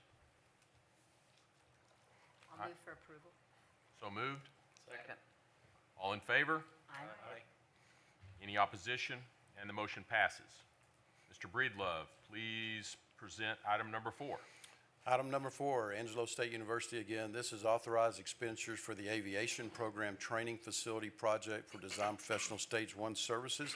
This project is to support the Bachelor of Commercial Aviation degree at ASU that ASU has been talking about for so long. This is just kind of an aerial view of the airport. You can see on the right Angelo State University and the adjacency of the San Angelo Airport. So this is kind of how we're looking at laying this building out. They're working with the city. The FAA is involved in this. And so what this is about 3 acres, 3.16 acres. And so we're kind of laying this out. We know that the red box is what we're concentrating on right now is the aviation program training facility. We also have been asked to allow space for maybe a future hangar. And so we've kind of got it positioned right there. And then parking will be determined basically when we go through design on how much parking is required. And then Regent Womble, in our discussions about this program as it grows, we've kind of designated that space up north there for future expansion. So this can grow as the program grows, or what we're already seeing that it's just gone crazy. So that's kind of the site plan of what we're looking at. We're ready to put a design professional on right now for to start stage 1 design, and that's to move forward with ASU's vision of this program. So we would bring them on, they'd do the programming, figure out what they want in the building, schematic design, and then give us some cost statements and then a project schedule for that also. So this project will have about 14,400 square feet. That's just what we're guessing at it right now. But it's going to have classrooms, simulator rooms, open study, work cubicles. The program director offices, chief pilot, instructor offices, lobby, waiting area, recruiting lounge, restrooms in the service area also. So this budget is, like I said, is just for design stage 1, and it's the $160,171. And then the recommendation, sir, is to approve the expenditures of $160,000 in order to provide planning and design service for the aviation program training facility project with an anticipated project budget of 6.2. Waive the use of the CM agent. We're going to have the city is actually going to be inspecting this project. We'll have to pull permits for that. And so with Cody's team and also the city, that'll take care of the inspections there. Waive the board-directed fees for landscape, waive the board-directed fee for public art, and award the design professional to authorize stage 1 design services. And then these expenditures will be funded through the revenue finance system, repaid with gifts and grants. That's the recommendation. I would ask the new regents to think about what this project looks like right now. And 6 years from now, when you finish your first term, look at where this project is in 6 years. I think it will be a significant piece of what Angelo State provides the community and our system. I think of all the programs that we've started during my tenure, and then where this is in its infancy, I think this will be a significant program inside of our collective institutions. So happy to be a part of what we're doing here. Anybody have any questions about this I program? would just ask President Hawkins, and I might have missed it when I stepped out, but we remember when you presented your vision of this to us and just how important, your history, your background, your career, and how important this was to come to fruition. So if you've got a few minutes to. Well, I do. I want to recognize the individuals that are really doing this. Dr. Topliff, as our provost, is leading that effort, but more importantly, our alumni that are supporting it. They are providing the aircraft that we have and are using it. They're state-of-the-art aircraft as well. And we've been down in Austin, and we've told the legislatures that we believe we will have this to where it's one of the top 5 commercial aviation programs in higher education within the next 3 years. We are already headed that way. So we're very, very proud of what has been done, the leadership and the vision for the folks that are working it, especially those that are on the ground right now instructing the students. We will have to put up some portable buildings to support the demand already going into the fall until we get that classroom done. President Hawkins, you said yesterday, what was the deficiency in the pilots that are? 600, right at around 600,000 total nationwide. That includes the military as well as commercial. But it's not just the pilots, it's the maintenance side as well that we're also looking at doing and standing up that type of a program in concert and teaming with Howard College. And I think my challenge to you, Ronnie, and to the leadership is to vision this to where it's going to be 10 years, and don't make decisions now that are not consistent with where this project is going to be in your selection of sites and facilities and staffing it. have confidence that this is going to be a significant program that will be nationally recognized. Yes, sir. Thank you. Any other questions? I move that we approve this item as presented. Second. Any, all in favor? Aye. Any opposition? And the motion passes. Mr. Breedlove, please present item number 5. Moving to Texas Tech University, approve expenditures for the West Village C Residence Hall project for Design Build Stage 2 design services. After our discussion in Midland in February about naming this facility, Texas Tech has decided we're going to call that C. So we'll have West Village A, West Village B, and now West Village C, which makes perfect sense. So you can see West Village C At one time there. it was A, B, and 2, right? Yeah. We weren't there yet. So, Fits most of the GPA, at least in one chair. and that's your birthday present for the day. So we have West Village C. So anyway, this is how it lays out. You can see 19th Street and the credit union there in this J-shaped building. It's moving along pretty nicely. This is a rendering right now looking southeast, so you can see 19th Street down below. It's a beautiful building that we think is going to fit in perfectly with the other 2 buildings. This is kind of a conceptual view from the courtyard, looking back at it as we move forward with design. So I'm going to show you briefly the floor plans and how this thing's kind of laying out right now. Each floor has 2 community advisors. For people my age, that was RAs. These are community advisors on each one of these floors. The first floor has 66 beds on it. Second floor has 78. Third floor has 78. And then the fourth floor has 78 beds also. There's a total of 300 rentable beds in this facility. But I also wanted to show you a little bit of the layout. There's a few other options, but a 4-bedroom suite is a little over 1,000 square feet, 1,010, and then the 2-bedroom suite's 510. There's 54 of the 4-bedroom suites, and there's 42, about 28% of that count is the 2-bedroom suites. All of these rooms have full-size beds in them, so I think it's a really nice layout. So what we're looking for today is to amend the design build agreement for Stage 2 design services, and so we can move into design development, construction documents, and construction administration, and a statement of probable cost. This is design build, and so we already have costing as we're moving along, which is really nice to keep Noelle and her team abreast of what's going on. And so the project overview is construct West Village C. Approximate square footage is 102,000 gross square foot, located in the west of West Village A, with an expected occupancy of 300 beds. And then the layout's going to be similar to Talkington Hall and Murray Hall, with predominantly 4-bedroom and 2-bedroom suites through there and common living areas. We have now moved into a common laundry facility on each floor. There's going to be multiple ones on each floor, instead of having washer and dryers in each one of those facilities. It's not only just for cost, but it's also in talking with the maintenance teams about being able to service those and not having to go into every room and check those, because they do have some issues with those. And we think that's it's fine. It's going to work really nicely, and they have this model in lots of their facilities. So then we have ancillary space, maintenance, housekeeping, storage, and staff. So the project budget is we're adding $2.4 million to really start putting this thing down on paper, of a revised budget of a little over $3 million. So the recommendation is to approve expenditures of $2.4 million for a total of $3 million for the West Village C Residence Hall project, and then anticipated project budget of $45 million.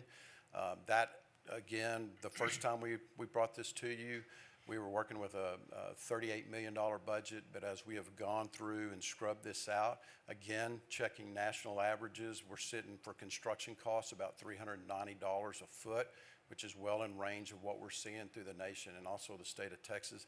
The THECB also, I think they're carrying $508 of construction costs for residence halls. So we think we're in line there, and we'll keep working on that as we go. Amend the design build agreement and authorize Stage 2 design service. So the total expenditures is a little over $3 million, which includes previously approved $640,000, will be funded through revenue finance system, repaid with the university student housing funds. And this morning, Noelle's team advised me, I think in the fall, we're already 93% full in our residence halls, so this is going to be much needed soon. And Billy, all sources of funds have been verified, I'm assuming. Ma'am? All sources of funds have been verified. Yes. Noel has that. Thank you. Lawrence, would you like to comment on the demand for this space when we get this built, or do we just bypass you and go right to Noel? Oh, for the details, we can do that. We just, at our VP meeting this week, we were discussing the enrollment projections for the coming year. For Red Raider orientation, confirmations were up 11.5% for freshmen. So that probably means we'll be coming in at over 7,000 freshmen. So there's demand for first-year students for all the dorm capacity we have.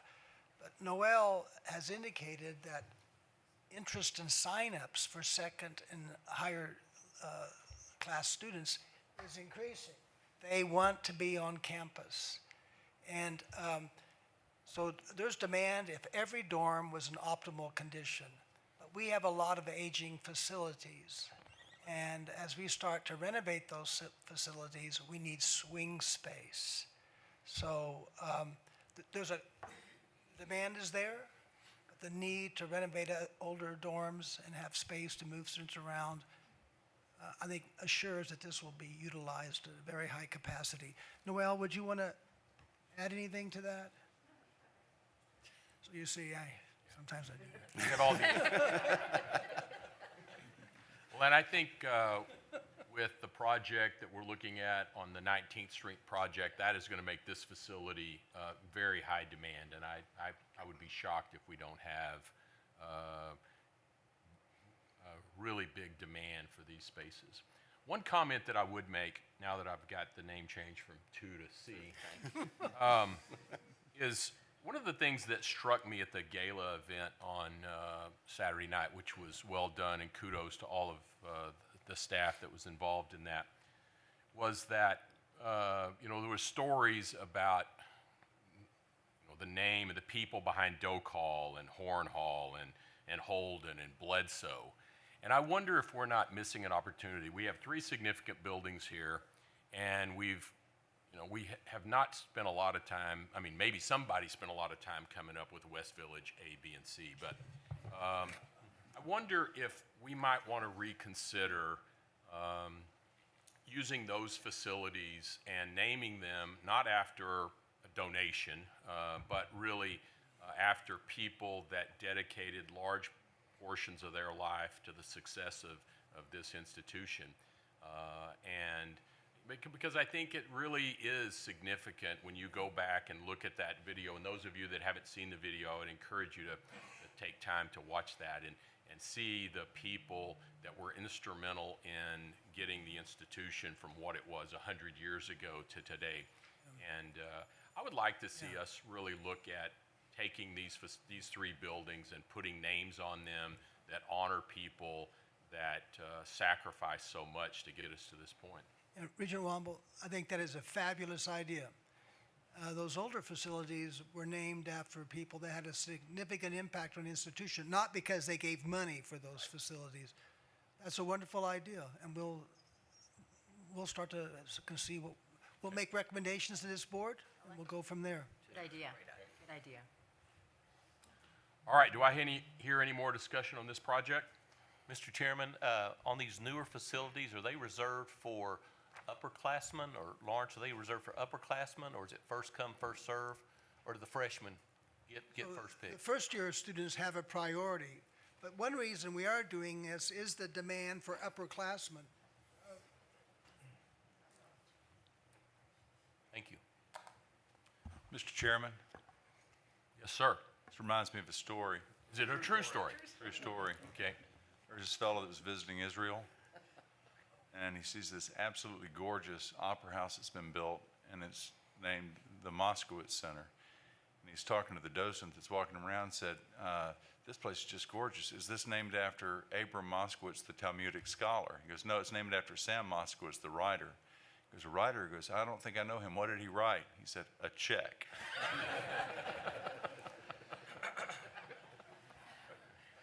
Okay. Can we continue on, Mr. Chairman? Thank you, Chancellor. Yes. Have we He's done here that? all week, okay? Tip your waitress. The waitresses, that's exactly right. Any other discussion?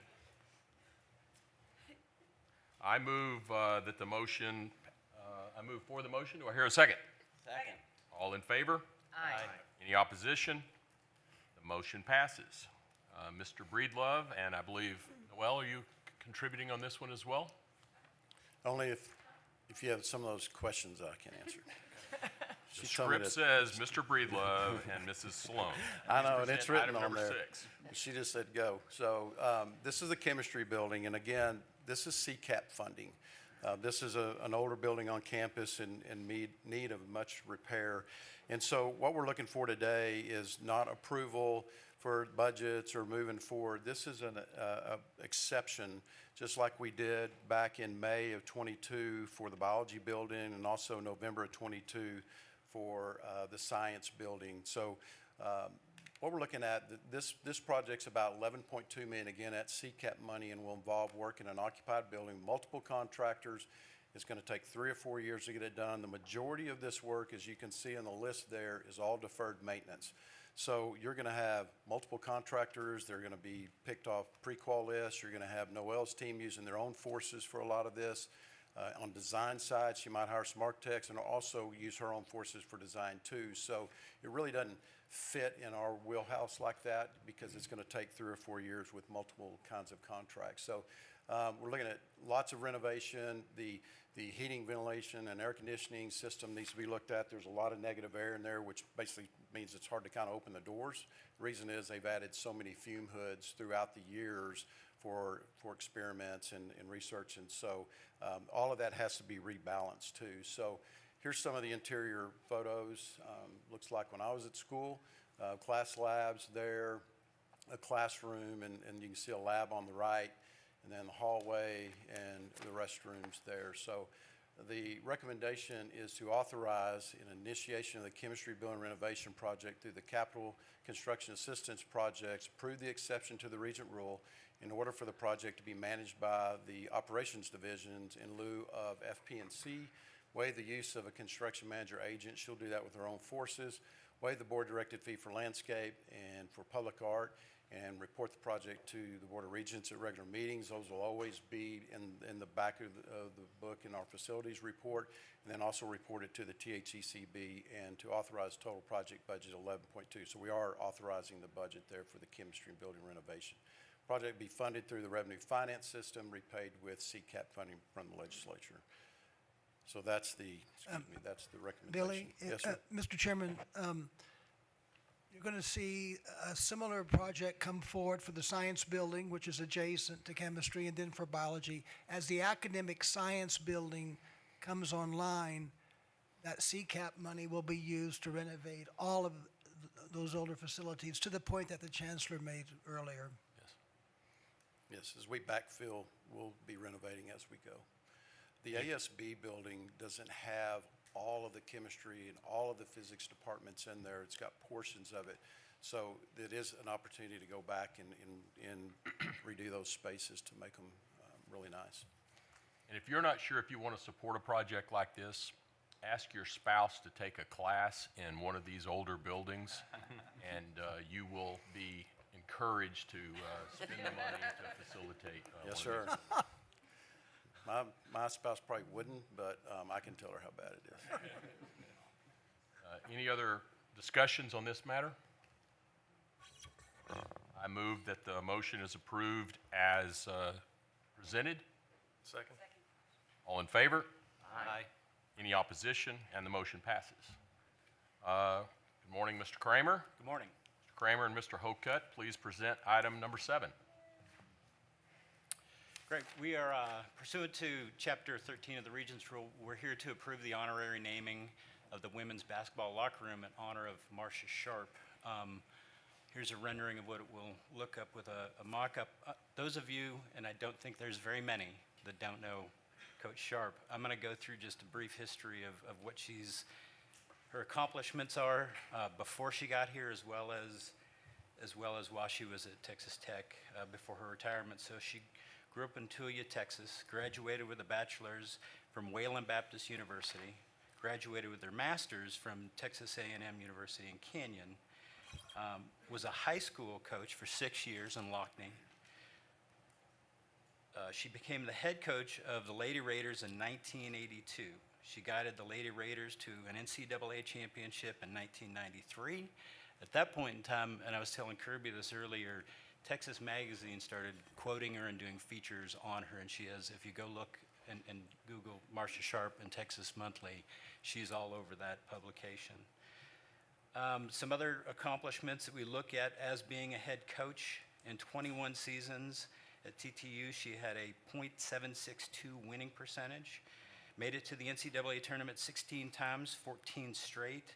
She had 10 Sweet 16 appearances, Sweet 16 appearances, and then she had 4 Elite 8 appearances during that time. She won or shared 8 conference championships, named to the Coach of the Year for Women's Basketball Coach Association 1994. And in 2003, she was inducted into the Women's Basketball Hall of Fame. And again, if you don't know and have not spent time with Marcia Sharp, she's an incredible coach, incredible motivator. I'll ask Kirby to come up and talk a little bit about some of the other insights that he knows about her. Thank you, Patrick. Good morning. Appreciate this opportunity. It is a distinct honor to be able to speak about Coach Sharp. One of the things that I've thoroughly enjoyed in my 11 years at Texas Tech has been building a relationship with Coach Sharp. She's a champion in every sense of the word, and when you listen to the statistics that Patrick just read, that's where our expectations come from. We still hold those expectations for each of our athletics programs today, and we strive to achieve what Coach Sharp led the Lady Raider program to. And when I say the Lady Raider program, it's a brand. Marcia was the architect of that brand. Regent Carrick and I were texting this weekend prior to the gala about the Lady Raider brand and the memories and the impact and the impression that the Lady Raiders have made on the Red Raider Nation, and it's a special one. We had a great opportunity this past fall to celebrate the 30th anniversary of the Lady Raider National Championship, and we had minus 2 individuals, the entire team and coaching staff back, and it was an emotional night. It was a night of great celebration, and Coach even surprised the team. Out of her own pocket, she bought them national championship rings. It was that important to her. I guess we didn't give out rings in '93, but she wanted each of those team members to have a national championship ring, and she surprised everybody by doing that. Lady Raider, it's a brand of strength, success, loyalty, pride within our athletics program to this day. But Marcia Sharp is a lot more than just the Lady Raider brand and a former head basketball coach. She has a heart for service. She's been involved in many initiatives across our country. The K. Young Cancer Fund, Marcia led for a number of years. She's still highly involved. She is still involved in the Coaches vs. Cancer initiative that we see throughout the country. She's highly involved in the Lubbock YWCA, as well as the Sharp Academy, which provides educational opportunities for high school age children in our community. 10 years ago, I had the opportunity to sit down with Coach, and I was still learning about Texas Tech, about our brand, about our program, about our community. And I said, Marcia, how can we partner together? How can we work together to elevate Texas Tech athletics? And it was her idea to form the Leadership Academy. And she went to the J.T. and Margaret Talkington Foundation, had them endow the Leadership Academy program, and it was about elevating and teaching life lessons of leadership to our student athletes in each of our locker rooms, because Coach was determined if you build better leaders in the locker room, that's going to carry over onto the court, onto the fields, and onto the track. And that's still a very a great program here within our athletics department. It's a point of pride, and I think separates us from other athletic programs throughout the country. Coach Sharp, she's a legend. She's a champion in every sense of the word, in every sense of the word, and we appreciate your consideration of approving this recommendation to name the women's basketball locker room in the Womble Basketball Center after Coach Sharp. I think it's very important that current Lady Raiders, future Lady Raiders, future staff members, when they walk into that beautiful state-of-the-art basketball facility, that they remember the impact and the success that Coach Sharp had on this program as well as our university. Thank you. One thing I would say, for those of you that haven't been in that particular facility, Coach Sharp is recognized in a significant way just outside of the head coach's office. There's a whole hallway dedicated to her. It's really well done. So it is not that this would be the only designation or really honorization, I'm not sure that's probably a word you'd use, of Coach Sharp. But this would be a room that would be named in her honor. Any other questions? Yeah, just a quick question.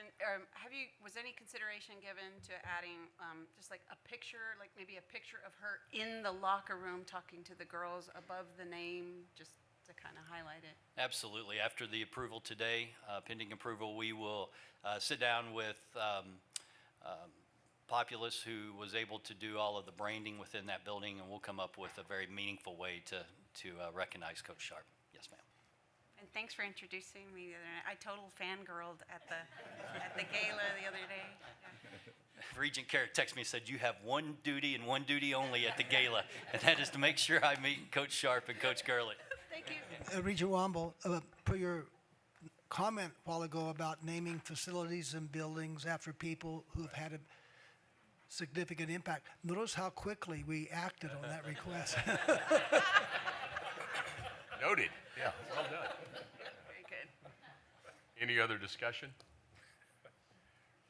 I move that we approve this motion as, Nope, Patrick, you we have can something go else? ahead. I mean, that's the recommendation that's in front of you, and Kirby's already said the designation of the name in the locker room, so really the signage will follow. We had the mock-up there, but you can proceed with that recommendation.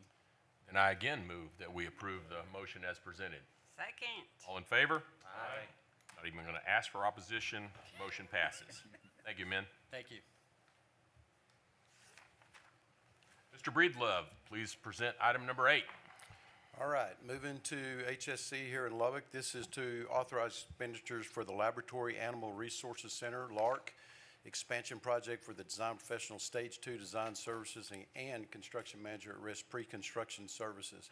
This is a reminder of where this is located. It's in the basement in Pod C. And so to the right, what's not highlighted is the existing LARC facility. And so we're just adding space onto this one. In this plan, you can kind of see the very top, the cage washing support. The dirty cages come in, they go through sterilization equipment, and then they come into a cleaner room, and then they get sterilized again, they're stored, and then those cages get moved down into the colored areas, the blue and the purple, for research. So the challenge with this one, again, is working right next to an existing LARC, where we have to be very sensitive to noise and vibration, not to affect the animals that are under research in those areas. So we're looking for stage 2 services for design development, construction documents, CA phases, statement of probable cost, and a project schedule. And this is what the construction manager at risk will be doing for us during this stage of the process, looking at doing project evaluation, again, in the basement, existing research ongoing, how are we going to do this project, how are we going to get equipment in, material in, demoed stuff out. So we really need them in here right now. He'll do a site analysis, constructability reviews, value engineering, look at schedules, cost control, and a development of guaranteed maximum price. And I failed to mention, this is also another CCAP project that's supplied by the state. So the project overview will expand the existing LARC vivarium by about 14,000 gross square feet in order to meet the current and future needs of the HSC research community. The expansion has been designed to aid elevating research at HSC by creating a facility that meets contemporary industry standards for research and animal housing.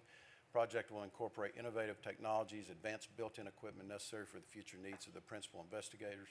And the expansion will create a dedicated bio-exclusion barrier facility adjacent to the existing vivarium with flexibility for multiple species, and that's mice, pigs, I think some amphibians are also in that area. So the project budget, we're asking for a little over $1 million for going into the next stage of design, and also for the contractor to come on board and provide those pre-construction duties for a revised budget of $1.4 million. So the recommendation is to approve expenditures of $1 million for a total of $1.4 million for the Laboratory Animal Resource Center project with anticipated project budget of $15 million, amend the design professional agreement and authorize Stage 2 design services, and award a CM at risk agreement and authorize pre-construction services. Total expenditures of 1.4, which includes previously approved $340,000, will be funded through the revenue finance system, repaid with CCAP funds, sir. That's the recommendation. Billy, who sponsors this? I mean, who brings this to you and says this is what we need to do in the LARC? I mean, who's behind? What's the motivation for doing this project? So that's a great question. You know, for FP&C to move on any project, there's a regulation 0501 within the system. It's basically a pre-planning document. So any project you see up here from a component institution, this document is put in place. It's got their original budget and square footage of what they're anticipating, what they want in this project, what's needed in this project, where it's located, the HVAC systems, electrical. We go into quite a bit of detail when that's handed over to our team. So the work has already been done by Lori's team in finding out the needs for this, and Dr. D'Agostino too. So you might want to talk a little bit more about that, but all those documents are handed to us first after they have vetted through it. So this has been a 3-year process that we've been working through on what we need to put into place to strategically grow our research initiatives. So our CCAP funding, we received $58 million legislatively to focus in on research infrastructure within our institution. Those laboratories had not been touched in 35 to 40 years, and we are trying to grow research and attract researchers who come in and bring a model of research that they use for medical research. So the gold standard is still cell technology as well as an animal model, and we currently are making it work, but we know if we want to attract the next generation of researchers, we've got to update our vivarium here in Lubbock, and we're also having conversations about our vivarium in Abilene as well as Amarillo. So you and your staff are the ones that really make the set the priorities on where we're going to spend this money, and in your opinion, this money being spent here is where you get the biggest bang for the buck. Is that correct? Absolutely, Okay. in our efforts to grow research. All right. Any other questions? I move that the item is approved as presented. Second. All those in favor? Aye. Any opposition? The motion passes. That's our final action item, but we do have a couple of reports. Mr. Breedlove, please present item number 9. Yes, sir. I'm going to turn the podium over to the System Executive Director of Public Art, Emily Wilkinson.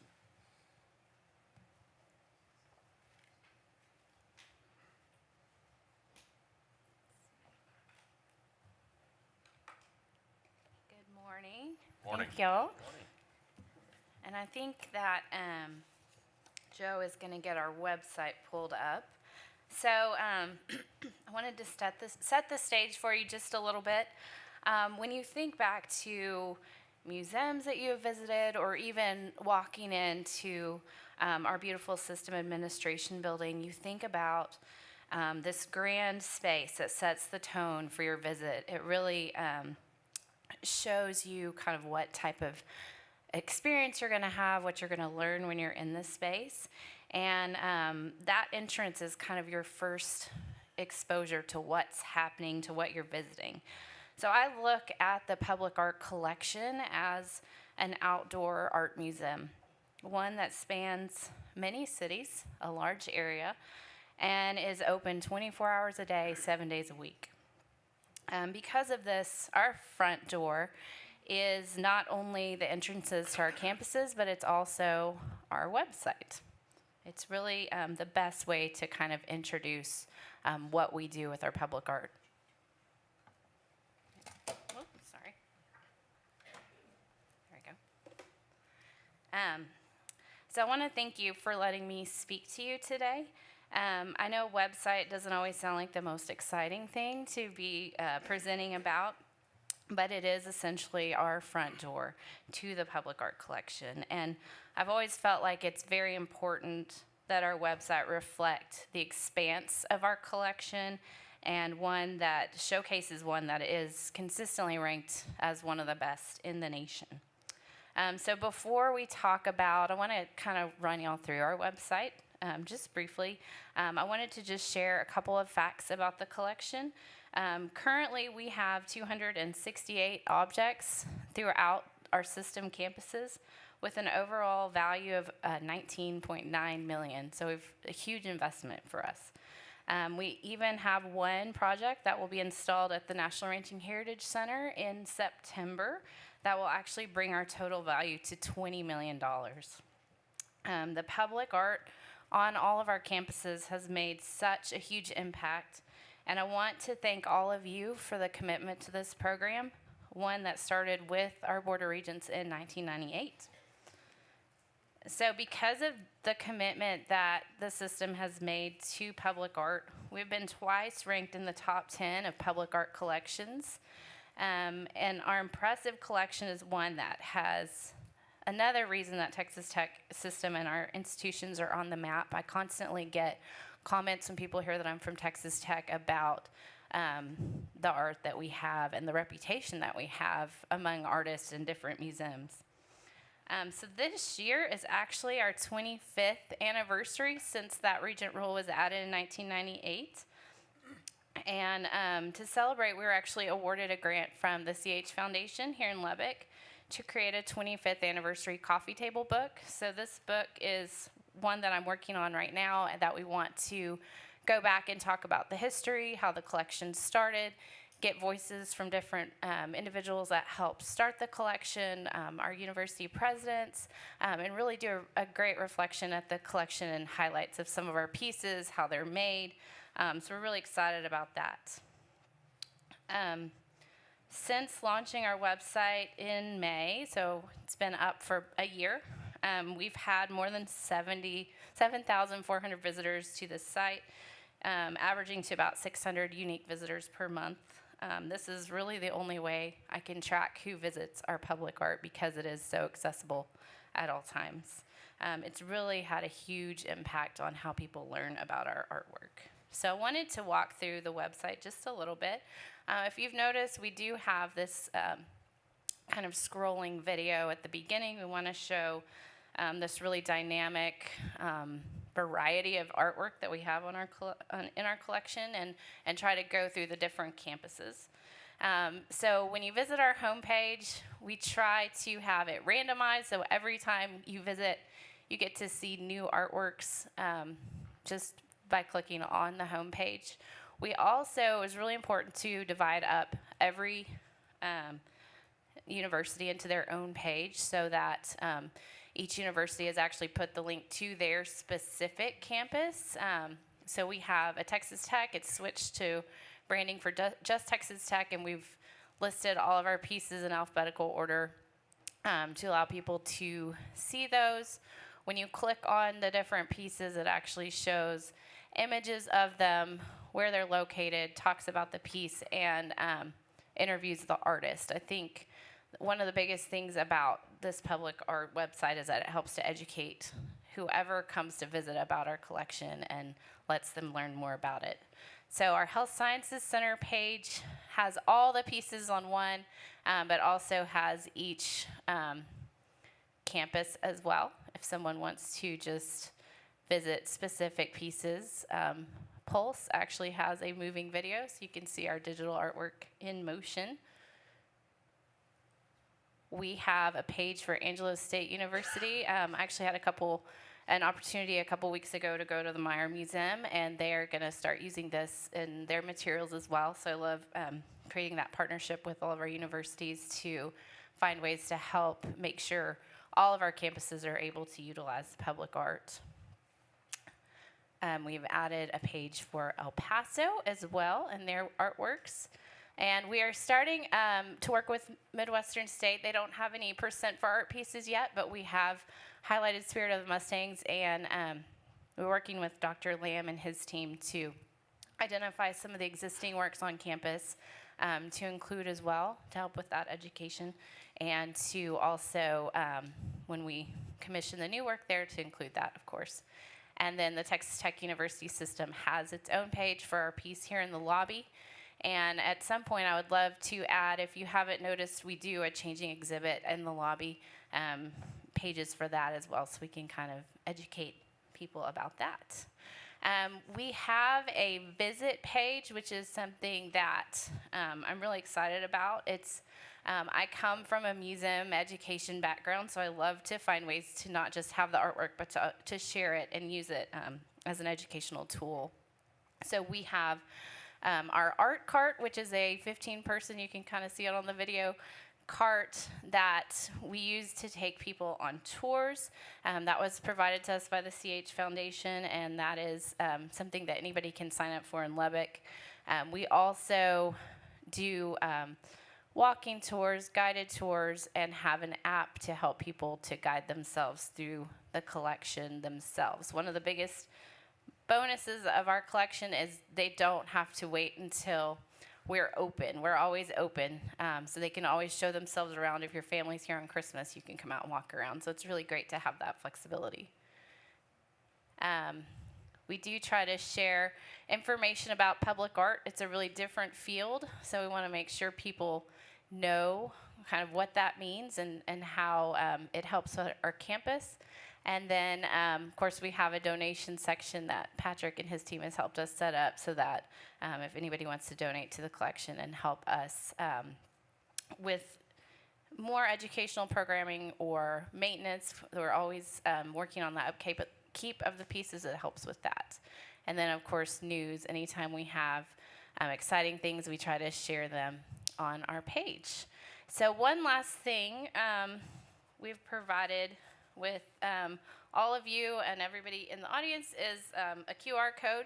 So these codes are a really great way to use technology to quickly visit our website. So you just point your phone's camera at this code, and it will take your phone to the website so you can find it and learn about new pieces. So I appreciate you giving me the chance to talk about this today. Does anybody have any questions? Emily, on a new construction project on a campus, you get involved when we've dedicated a percentage of that budget to public art. What's your role in mentoring that process?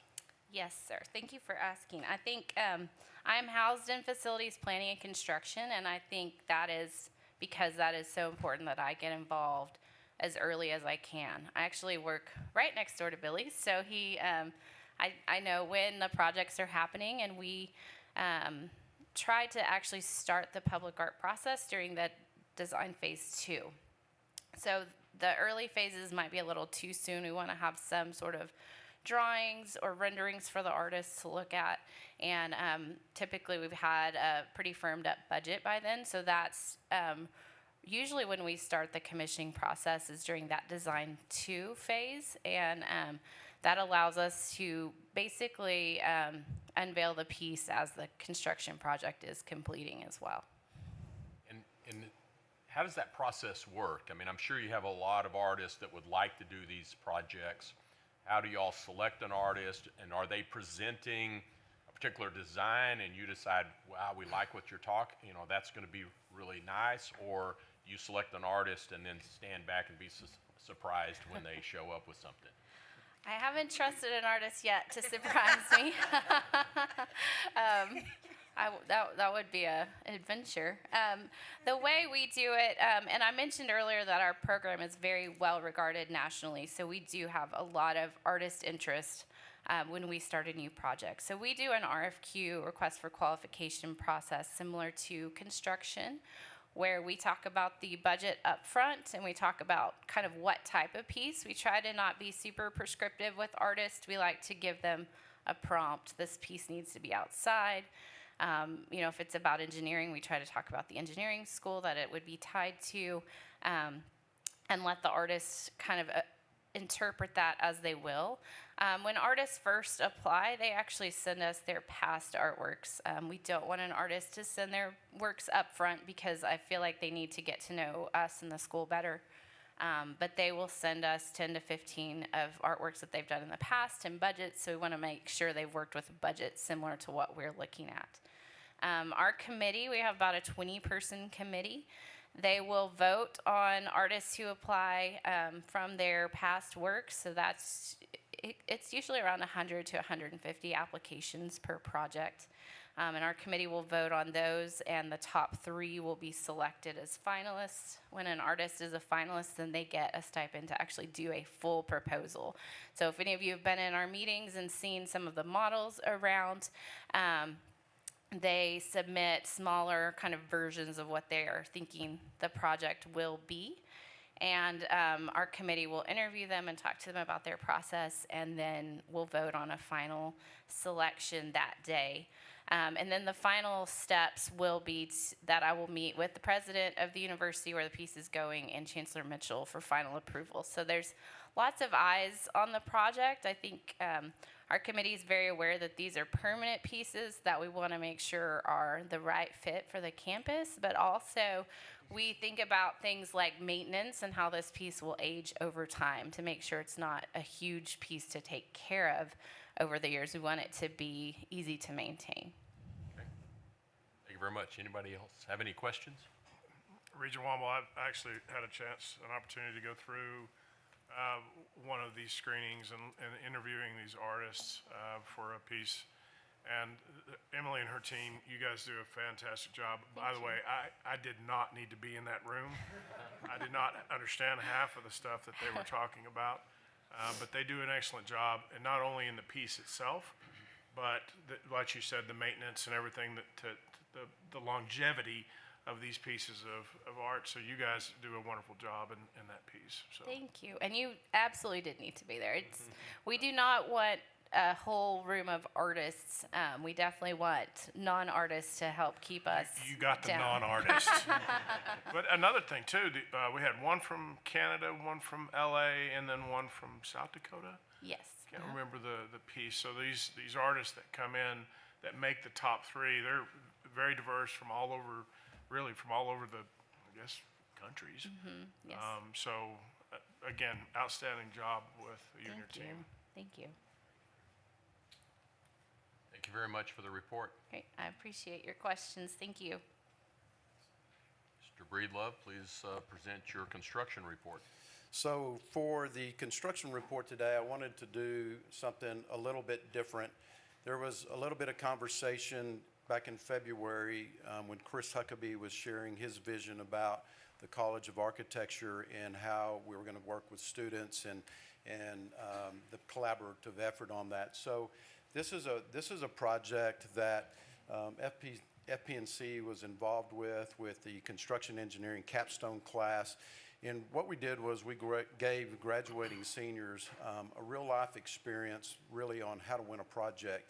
And I want to share a little bit about that with you today. And the process that we put them through when these guys graduate and go to work for a company is exactly what they're going to be doing in real life situations. But first, I do want to introduce the instructor of this class, and it's Don Bundock back here.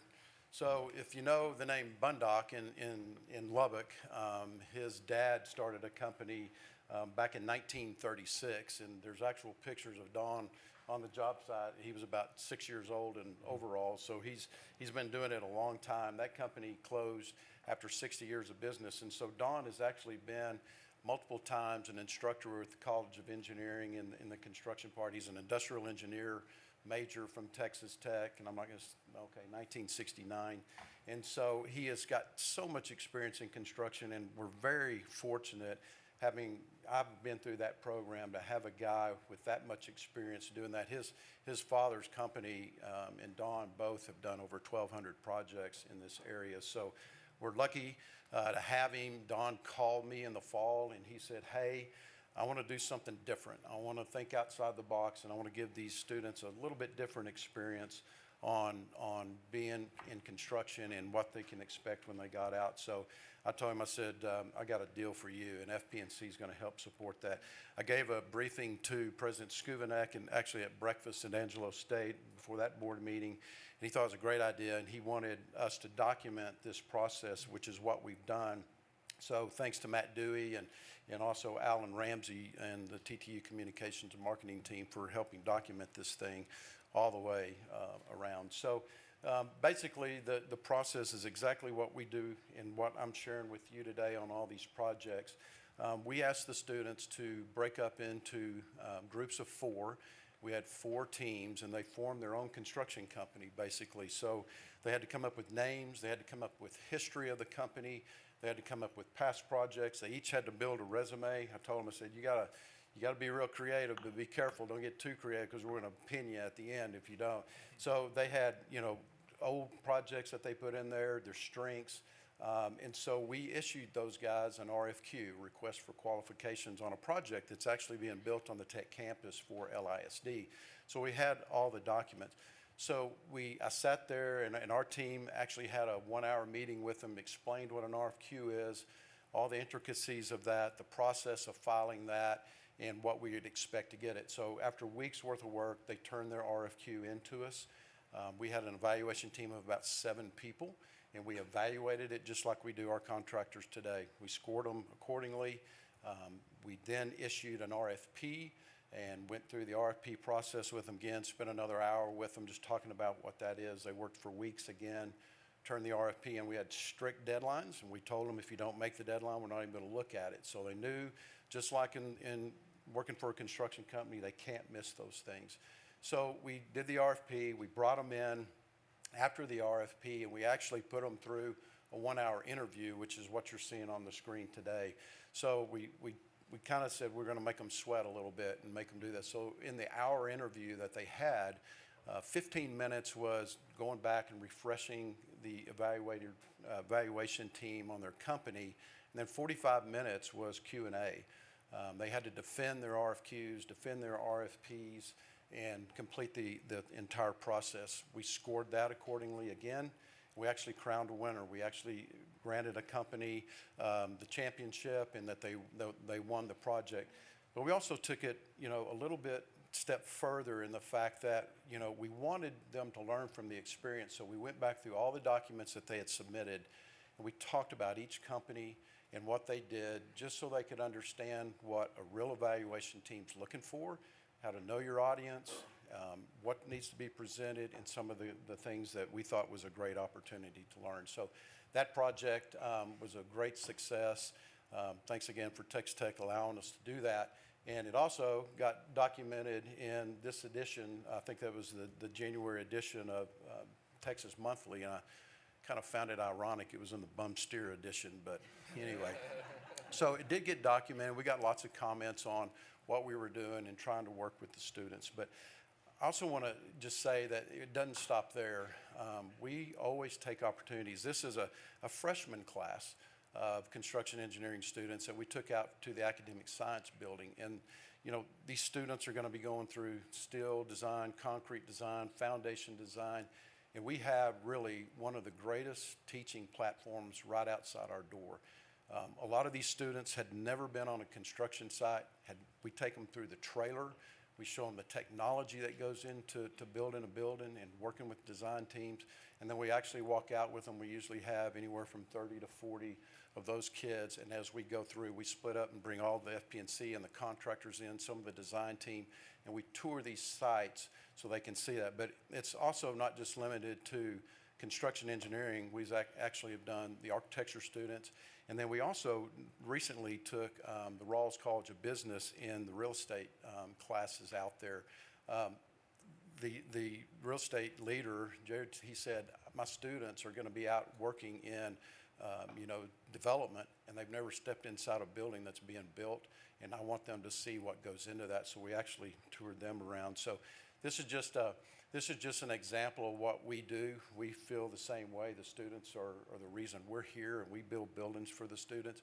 And like I said, we have a great teaching platform, and we just want to share our project sites, but not only that, but our experience. And so we're going to be doing this with the Huckabee. I was at a meeting yesterday, and we spent a ton of time talking about how do we get the students involved in the entire project. So I just wanted to, after some of the comments that were made in February, just wanted to show a little bit about this program.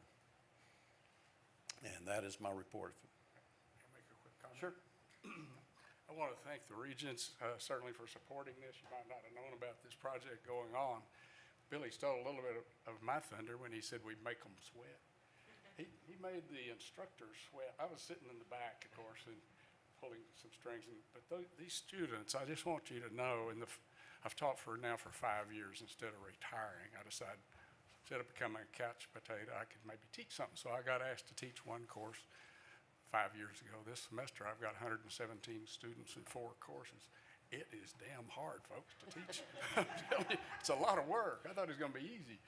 But anyway, the one thing I really wanted to impress on you is how impressed I am with these students. I have I've had the great pleasure and experience of meeting about 1,500 of our incoming students in the trenches. I mean, I've been there with them, and I'm really impressed. And I will tell you, this group that Billy made sweat has created people that all got jobs. One of them got a heck of a job, and there was a bidding war for him, and they slapped $15,000 bonus on him.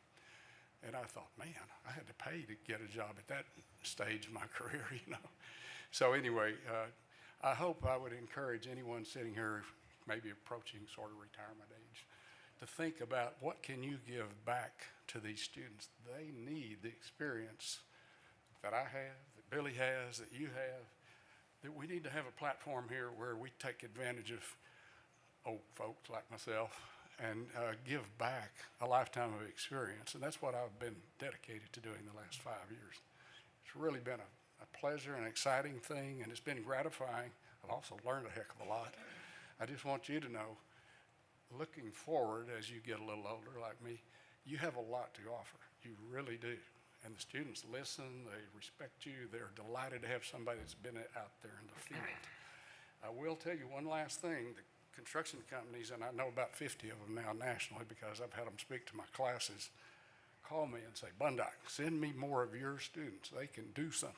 They're really impressed. So anyway, thank you. I appreciate this opportunity. Okay.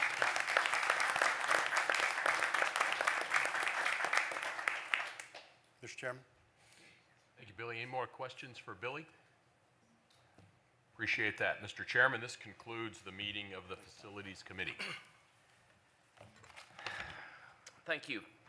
We will now move to the Finance and Investments Committee. Regent Campbell serves as the chair, and Regent Gordon serves as the vice chair of that committee. Regent Campbell, please continue with the Finance and Investments Committee meeting, please. Thank you. The Finance and Investments Committee is called to order. I move to approve the minutes of the meeting held on February 23rd, 2023. Is there a second? Second. All those in favor? Aye. Opposed? Motion passes. Ms. Wright, please present item 1. Thank you. ASU is requesting approval for the president and his designee to finalize a contract and negotiations with Shannon to provide the management and operations of the ASU clinic. Shannon was selected through an RFP process. They are our current provider. Now, we first contracted with them back in 2015. The funding for this contract will be done as part of the medical services fee budget. Great. And there are certain commercial details that we're withholding just for competitive reasons or for negotiating purposes. So I feel good about where we are on this one. Are there any other questions? Any questions on this matter? So I move to approve the item as presented. Is there a second? Second. All in favor? Aye. Opposed? The motion passes. Thank you. Mrs. Sloan, please present item 2. Good morning. This item is to request that the board authorize the president or his designee to execute a consulting contract with Ruffalo Knoll Levitz to develop a strategic enrollment plan. This engagement is really to assist in developing a more comprehensive undergraduate strategic enrollment management plan. As you all know, the landscape of higher education is changing along with the pipeline of high school students. And so we want to engage in a very strategic plan, bringing somebody in to talk with department chairs, deans, and develop the strategy of how we can be successful and be more predictable with our long-term enrollment plans, which then also feed into our financial and budget developments as well. So the consulting fee is $130,000 plus reimbursement of travel, lodging, and out-of-pocket expenses related to these services. Great. Are there any questions? have one question, Chairman Campbell, that 130, like how long are they here? That seems like a small amount for. Yes, this group has worked with our enrollment management services administrative team, and so this engagement will go over the summer, is what is my understanding, working with the colleges in developing their plans so that we should have something by fall to discuss at the president level. Well, trust me, I like the price. I just wanted to just ask the question, but thank you. Anyone else? I move to approve the item as presented. Is there a second? Second. All in favor? Aye. Opposed? The motion passes. Mrs. Sloan, please present item 2. Oh, okay. No, I'm sorry. We're on number 3. Golly, my first time out and I already messed it up. Mr. Malden, please present item 3. Thank you, Chairman.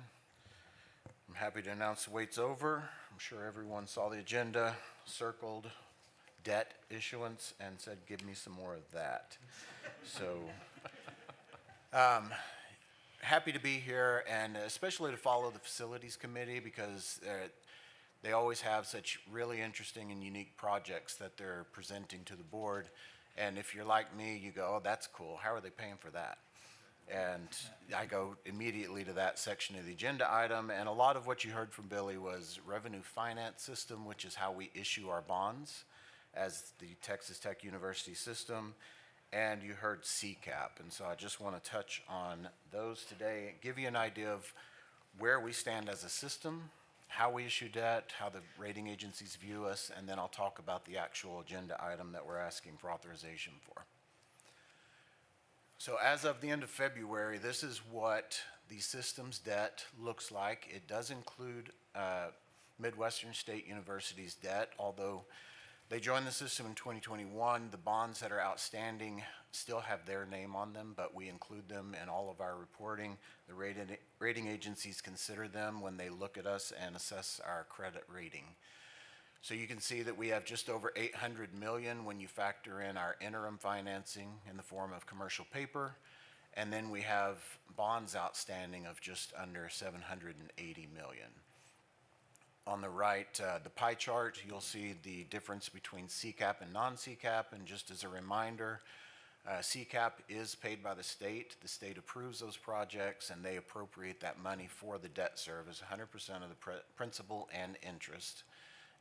For the projects that they approve at the dollar amounts they approve. So it's important, and we make sure the rating agencies understand this every time we talk with them, that yes, we issued the bonds, it is our debt, but the state has always appropriated that money. They have not fallen short on that once. So we view that as kind of self-sustaining debt. And then you can see here at the bottom how quickly we amortize the debt. That is bonds outstanding each year as a projection, again, broken between CCAP and non-CCAP. We do, and most governmental entities do, amortize our debt fairly quickly, which is a credit strength to get it off our books. The actual debt service you can see here, and again, it's broken out between CCAP and non-CCAP, just to give you an idea of how much we are spending as a system each year on principal and interest. And again, the red comes in from the state. And if you aren't aware of that big chart in 2040, that is a bullet payment that we did with one of our big projects where we monetized the gift. So we invested the gifts that were coming in to fund that project, and we borrowed. And the idea is by the time we pay off that debt in 2040, we will have excess interest earnings off of the investments where we invested the gifts. So don't be scared of that big chart in 2040. And it has a call date, so we could always restructure that if we saw the need to when that time comes. To improve our credit rating and to ensure that we always can pay our debts and our obligations, which helps us get the very high credit rating that we do have, we set aside reserves, and just wanted to give you a 5-year trend of what we have set aside in debt service reserves. The Regent rule that governs this says that each year as the components fund their debt service, if it is not self-funded like a CCAP project or even a HEAF-funded project, then they set aside, they pay their debt service and they set aside an additional 15% that accumulates in a reserve fund. And once that reserve is sufficiently funded, then they don't have to do that and they just pay the debt service. The Treasury Office monitors that, and we will be reporting to the CFOs very soon on where they stand on their reserves and what to expect so they can be budgeting appropriately. As I mentioned, that's a key aspect of what the rating agencies are interested in. Another thing as far as what they look at when they're looking at higher education institutions are key financial ratios like this. So this is a 4-year trend of what we have looked like and how they've seen. And you can see that all of these are generally getting stronger. We had one fall off on the third one there, but nothing to worry about, nothing significant. Otherwise, we're in very good shape, which does lead us to have a rating currently of AA+, which is the second highest possible rating you can have.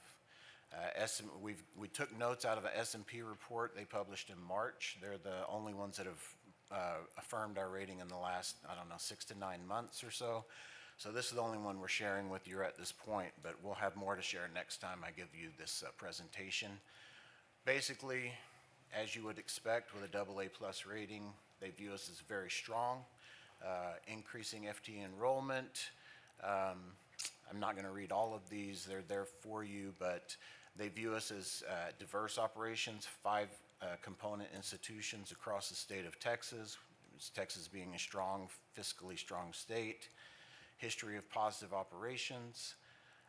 They do show weaknesses as far as, we were talking about this yesterday, and someone said that, typically a typical college student will focus on schools within 100 miles of where they live.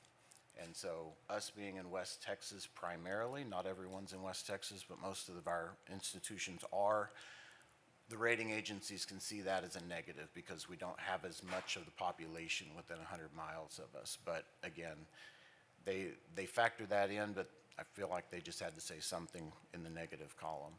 And then they show a high pro forma maximum annual debt service in 2025, but that's just how they're viewing the South End Zone project, the RRFF acquisition that we plan to do.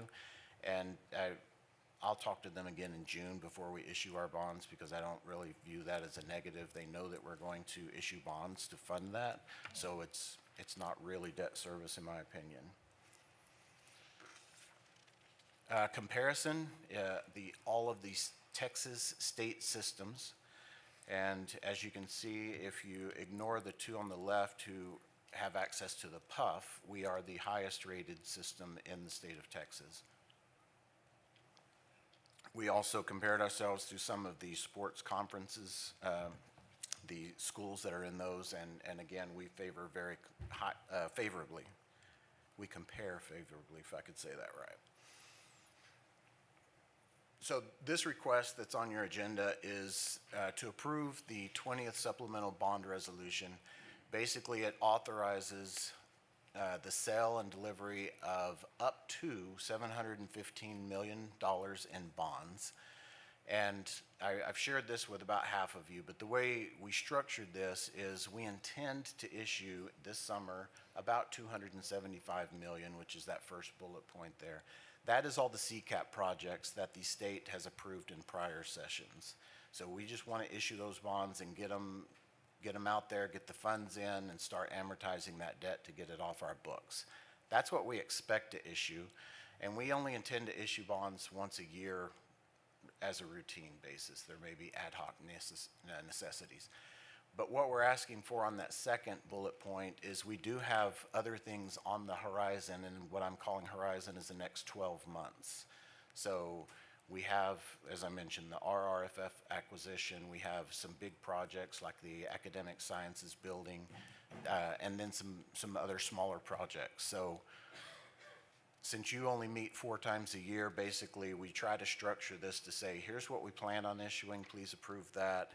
Here's what we might want to issue over the next 12 months, and since it may be disadvantageous of us to have to wait for a quarterly meeting, we'd like to go ahead and get approval to move on that if the markets give us an environment where that seems like a good idea.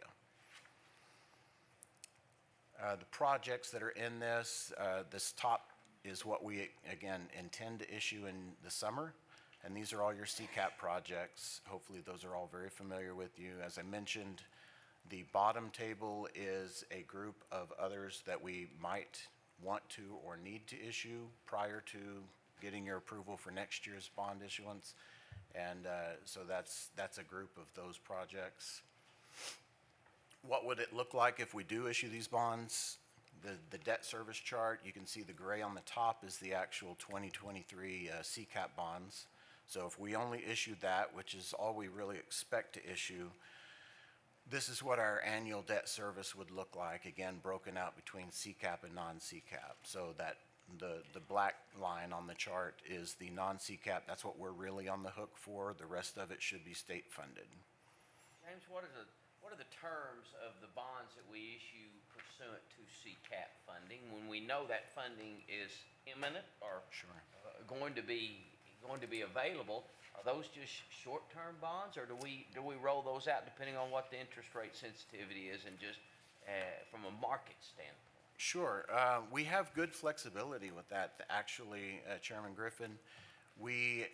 What I've seen in higher ed in the time I was at UNT System and talking to folks since I got back here is that most institutions will shorten the debt as much as they can to have the debt service within the state appropriation amounts. So if they appropriate $10 million a year, that's the funding amount we estimated when we submitted the projects, then that's what they expect to be appropriating. And so we will shorten the debt to use it, to pay it off as quickly as we can within that $10 million a year. Does that make sense?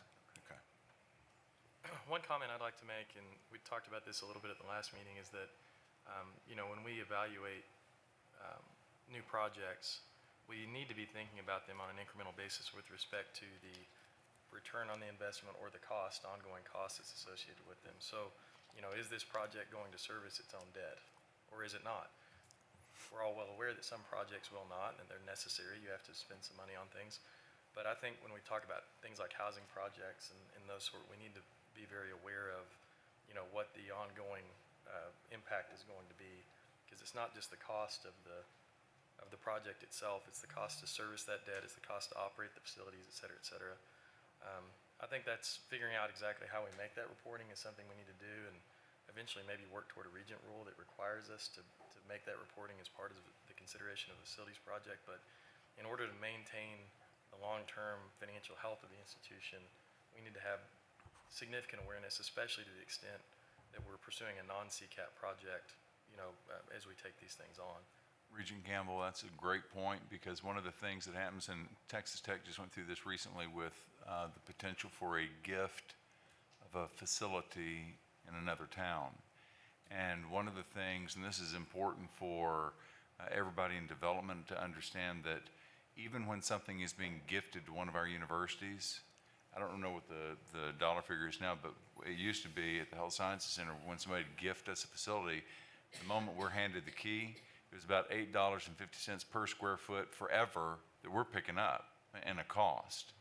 And the coordinating board does try to help you with that sum on what kind of square footage you should be looking at. But that's a great point for everybody to think about at the university level, at the system level, and at the board level. For a lot of these facilities, it's not just the cost of getting the thing done, but then it's the cost of everything that goes with it in perpetuity. And we do a really good job, and when we approve the new academic programs, we've seen it in our materials, the breakdown of exactly what the revenue opportunity is and what the cost is and everything. I think we ought to do the same thing for facilities. I've heard a lot of great things and interact with a lot of really smart people since I've been on this board.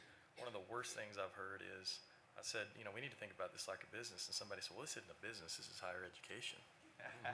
And I disagree with that. I think that it ultimately, our ability to achieve our mission and continuing to do what we do depends on the financial health of the institution. We need to be constantly aware of that. But sure. Thank you for this report. And are there any other questions?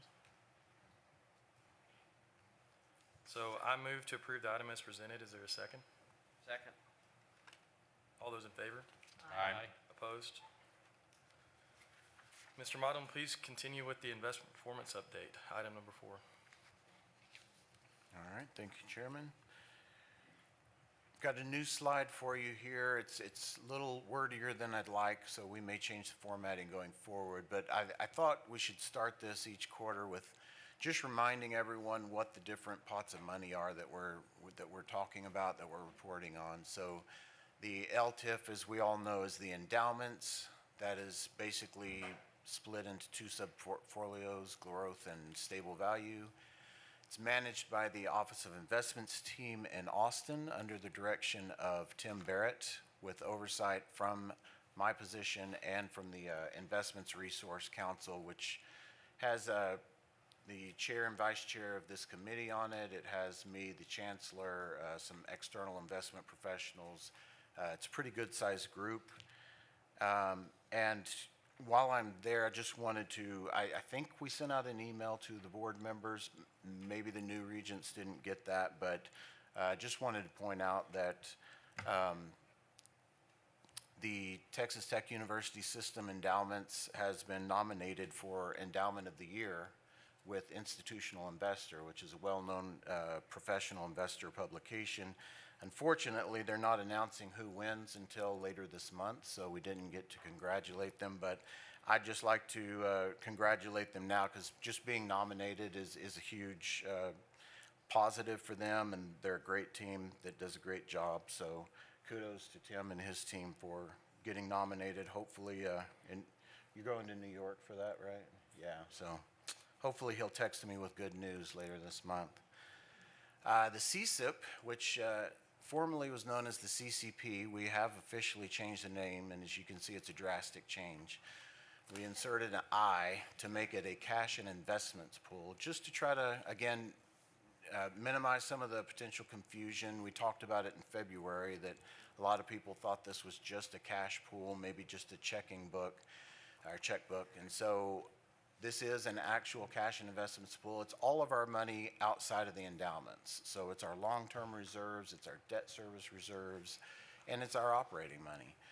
And so we basically break this into 3 subgroups, which is cash, your operating cash in the bank, your contingency, which is your short-term safe investments for emergency reserves, and then we have what we call a non-current segment, which is, that's where you take your risk. That's where you get the higher long-term returns. And so that is managed by the Treasury office here and a part of Tim's team as well.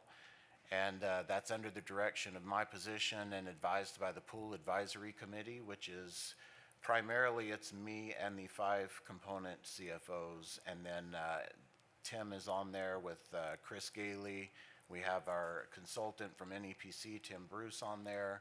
And so they kind of get updated regular reports on that, and we've been talking a lot about what we want this to look like going forward. So I'll come back to that a little bit more in just a moment. And then I think right before I got here, the board approved a mission-directed investment fund, and so that is a 3rd group.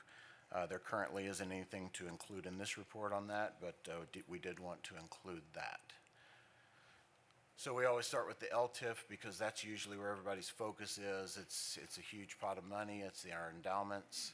And as I mentioned, it's broken out between growth and stable value, 60% and 40%. And as you can see, we're right on the targets. And the benchmark that the board approved back in 2020 or 2021, you can see for each period, we are regularly outperforming that. Here you can see the numericals for different time periods, but basically we put the box on the 3-year. It really should be on the 5-year or even longer for the LTIF because they're endowments. They're invested extremely long term, but we'll make that correction next quarter. But again, you can see that we compare ourselves against our benchmark, which is in the policy. And we also compare ourselves against CPI plus 5%, which, as you all know, inflation has been outrageous the last couple of years. And so we've been lagging against that. If you look at the 10-year, which is really what we measure ourselves against on that mark, we're closer, 6.8% compared to 7.7. Still not where we want to be, but we're much closer than obviously the 1-year or 3-year where CPI has just been outrageous. Here we just give you a glimpse of the different asset classes within the LTIF so that you can get an idea of how each is performing. I'm not going to touch too much on that unless there are questions. We do code it green if we're outperforming the benchmark for that bucket of money, and red if we're underperforming. And again, this portfolio is built that when the stock market's going crazy and all bulls, then we're probably underperforming a little bit. We're not swinging for the fences. The offset to that is that when we've gone through corrections like we've been through over the last year or two, we're outperforming the benchmark and a lot of times our peers because we haven't taken quite as much risk as they did. Over the very long term, you can see here we compare ourselves against the policy, against 60/40 plus 100, which is our benchmark, and CPI plus 5. And you can see up until the last 2 years, we were always right there with CPI plus 5%. I don't know too many institutions that are matching or beating CPI plus 5 in the last 2 years, but hopefully it'll come back under control. As someone said recently, they had all the confidence in the world that the Fed can crater the economy very soon, so that should bring it back under control. On the CSIP, I want to spend a little bit of time on this. As I said, this is all of our money outside of the endowments. And so we've got the total there, and then we break it out into non-current, and we lump the cash and contingency together. If you look at the non-current segment, that middle area, we're actually outperforming our benchmark up to the 3-year, and then the longer out you look, we start trailing it a little bit. And I think that speaks to the changes that have been made over the last few years. I mean, time will tell. The non-current segment is invested for the long term, so I'm anxious to see, as a couple of years go by, what that 5-year might look like. But that part is doing well.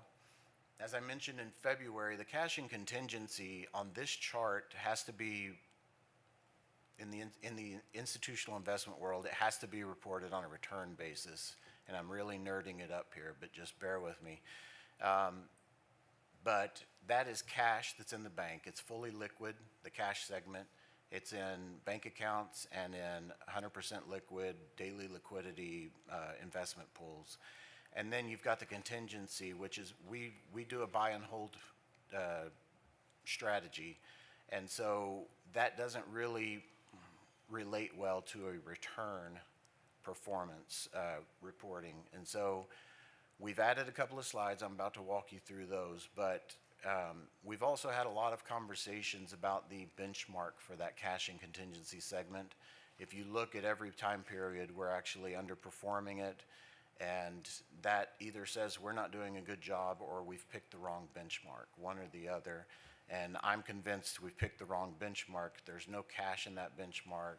It's not hold to maturity. It's actually a trading index, and it's only 0 to 3 years, and we go 0 to 5. So I've been talking to the Tims and Chris and Leanne and a number of people about how we can come about with a better benchmark to be comparing ourselves with. Understanding that return performance is not really the ideal way to be looking at cash and contingency. So with that note, let me just move on to the cash segment. This is a new chart, so we wanted to show you what we're really yielding on the cash segment. And if you look at the top right, or I'm sorry, yeah, the interest rates on the chart on the right, you can see that in February, we were getting anywhere from 4 to 5% on just cash sitting in the bank. And we show you a little bit of a history trend there as far as rates. One thing I wanted to add was, if you look at the dollar values in the chart, you'll see that most of our money was in the bank accounts versus the investment pools. And you may ask why, since the investment pools pay a higher rate. We have to take this snapshot as of the last day of the month. And higher ed pays payroll once a month on the first day of the month. So we generally have to move massive amounts of money out of the pools and into the bank accounts on the last day. So when people's paychecks process on the first day of the next month, the money's there. And then once that's cleared, we see what we have left, and then we start pushing it back out into the pools to get that higher earning. Similarly, as far as the contingency segment, we're looking at just over $600 million. This, again, is all fixed income, 0 to 5 years for the most part, and it's yielding, on average, at the end of February, 5%. So you saw the return 2 slides ago that showed a negative return for this segment, but if you just look at it a yield basis, which is what we're doing, we buy and hold. So the unrealized losses there, you see, $38 million, that's not as relevant. And so we try to focus on yield, and we're getting 5% on that segment. Let me just summarize, I guess, what we've done over the last 4 months related to this pool, CSIP, because it's a significant amount of money. It's $1.8 billion. It's all our money that's outside of the endowments. The pool advisory committee that I talked about that advises this, we got that meeting again. They weren't meeting on a regular basis. I don't feel like the CFOs, and I don't want to speak for them, but the component CFOs, I don't think they felt like they were aware of what was going on in it or had a say in what was going on in it, and our policy says they're supposed to be in that advisory committee. So we've got that meeting again. Some of them are less comfortable with investments, and so we started some Investment 101 training that NEPC has been very helpful in putting on as part of our regular meetings, and so getting the knowledge base and the level of comfort up there, that's helped quite a bit. As I reported in February, we moved over $70 million out of cash back in January, and we continue to monitor that to make sure we're at least right around our targets for the pool.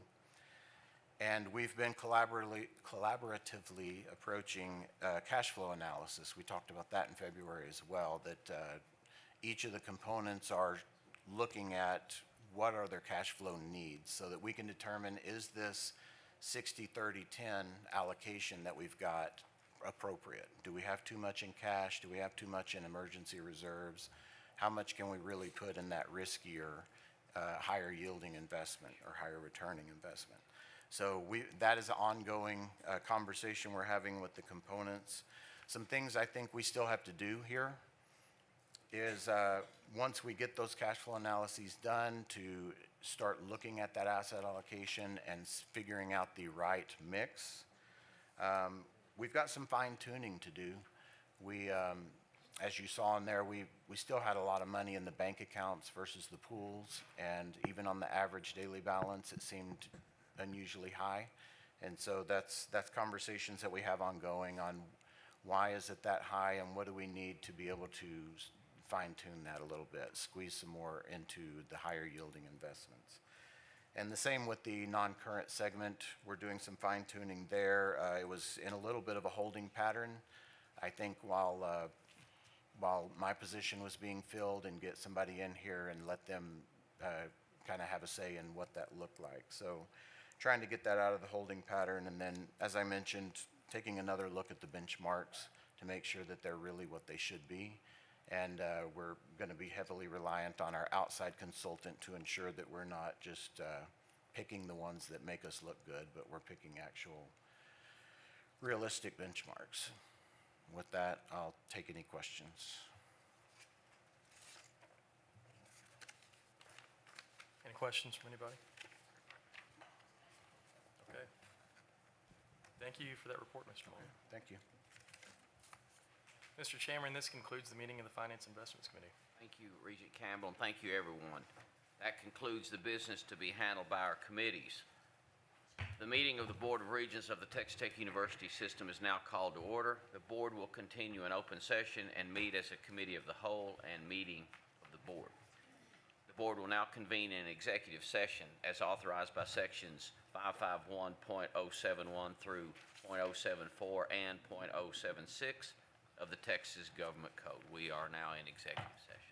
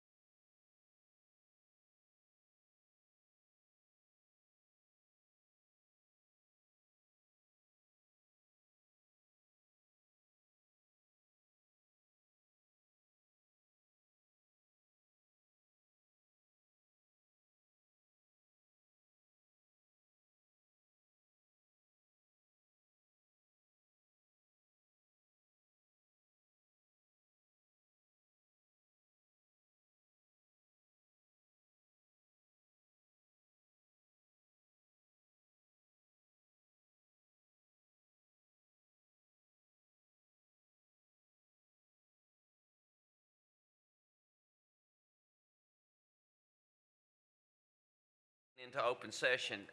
Vice Chairman Carrick Davis, please present the motions regarding the items discussed in executive session, please. All right, motion number 1, to approve a third-party lease of TTU real property in Carson County, Texas. I move that the board authorize President Skuvanek or his designee to conclude the negotiations and execute the necessary documents for a solar lease of Texas Tech University real property in Carson County, Texas, under the terms and conditions set forth in exec. Thank you. You've heard the motion. Is there a second? Second. All those in favor say aye. Aye. Any opposed, same sign. Motion carries. Motion number 2, to approve a pre-development agreement involving TTU real property in Lubbock, Texas. I move that the board authorize President Skuvanek or his designee to conclude the negotiations and execute the necessary documents for a pre-development agreement to Metastar for future commercial development of Texas Tech University real property adjacent to 19th Street in Lubbock, Texas, and take other necessary and appropriate actions for this future commercial development under the terms and conditions set forth in exec. Second. All those in favor say aye. Aye. Any opposed, same sign. The motion passes. All right, motion number 3, to authorize acceptance by TTU and HSC of gift of real property in Amarillo from TTFI. I move that the board authorize President Skuvanek and Rice Spearman or their designees to conclude the negotiations and execute the necessary documents for acceptance by Texas Tech University and Texas Tech University Health Science Center of a gift of real property in Amarillo from Texas Tech Foundation, Inc., all under the terms and conditions set forth in exec. Second. All those in favor? Aye. Any opposed? Motion passes. Thank you. All right, motion number 4 of 6. Hang in there, people. Motion number 4, to authorize Western Bank naming of Promenade at Fraser Alumni Pavilion. I move that the board authorize President Skuvanek or his designee to conclude the negotiations and execute the necessary documents for the naming of the to-be-constructed promenade at Fraser Alumni Pavilion in recognition of a gift from Western Bank to the Texas Tech Alumni Association, all under the terms and conditions set forth in exec. Second. All those in favor say aye. Aye. Any opposed, same sign. Thank you. The motion passes. All right, motion number 5, to authorize granting of an easement by MSU for drainage improvement project. I move that the board authorize interim President Lamb or his designee to conclude the negotiations and execute the necessary documents for the granting of an easement on MSU land in Wichita Falls, Texas, to allow the city of Wichita Falls to conduct a drainage improvement project and perform ongoing necessary maintenance of the project, all under the terms and conditions set forth in exec. Second. All those in favor say aye. Aye. Any opposed, same sign. Motion passes. All right, our final motion for today, motion 6, to authorize transaction of real property located in El Paso. I move that the board authorize President Lang or his designee to conclude the negotiations and execute the necessary documents for acquisition and sale of real property in El Paso as identified in executive session, all under the terms and conditions set forth in exec. Second. Hold on one second. Right. Mr. Chairman, with your permission, I'll be abstaining from this vote. Thank you, Regent Gordon. Hearing that, all those in favor say aye. Aye. Any opposed, same sign. The motion passes. Thank you. Anything else? That is all, from those you, are all the Regent Carrick motions I Davis? have. All right. Okay, then the meeting of the board will now recess, and the meeting of the Board of Regents will reconvene tomorrow on Friday, May 5th, 2023 at 8:30 a.m. We'll see you tomorrow.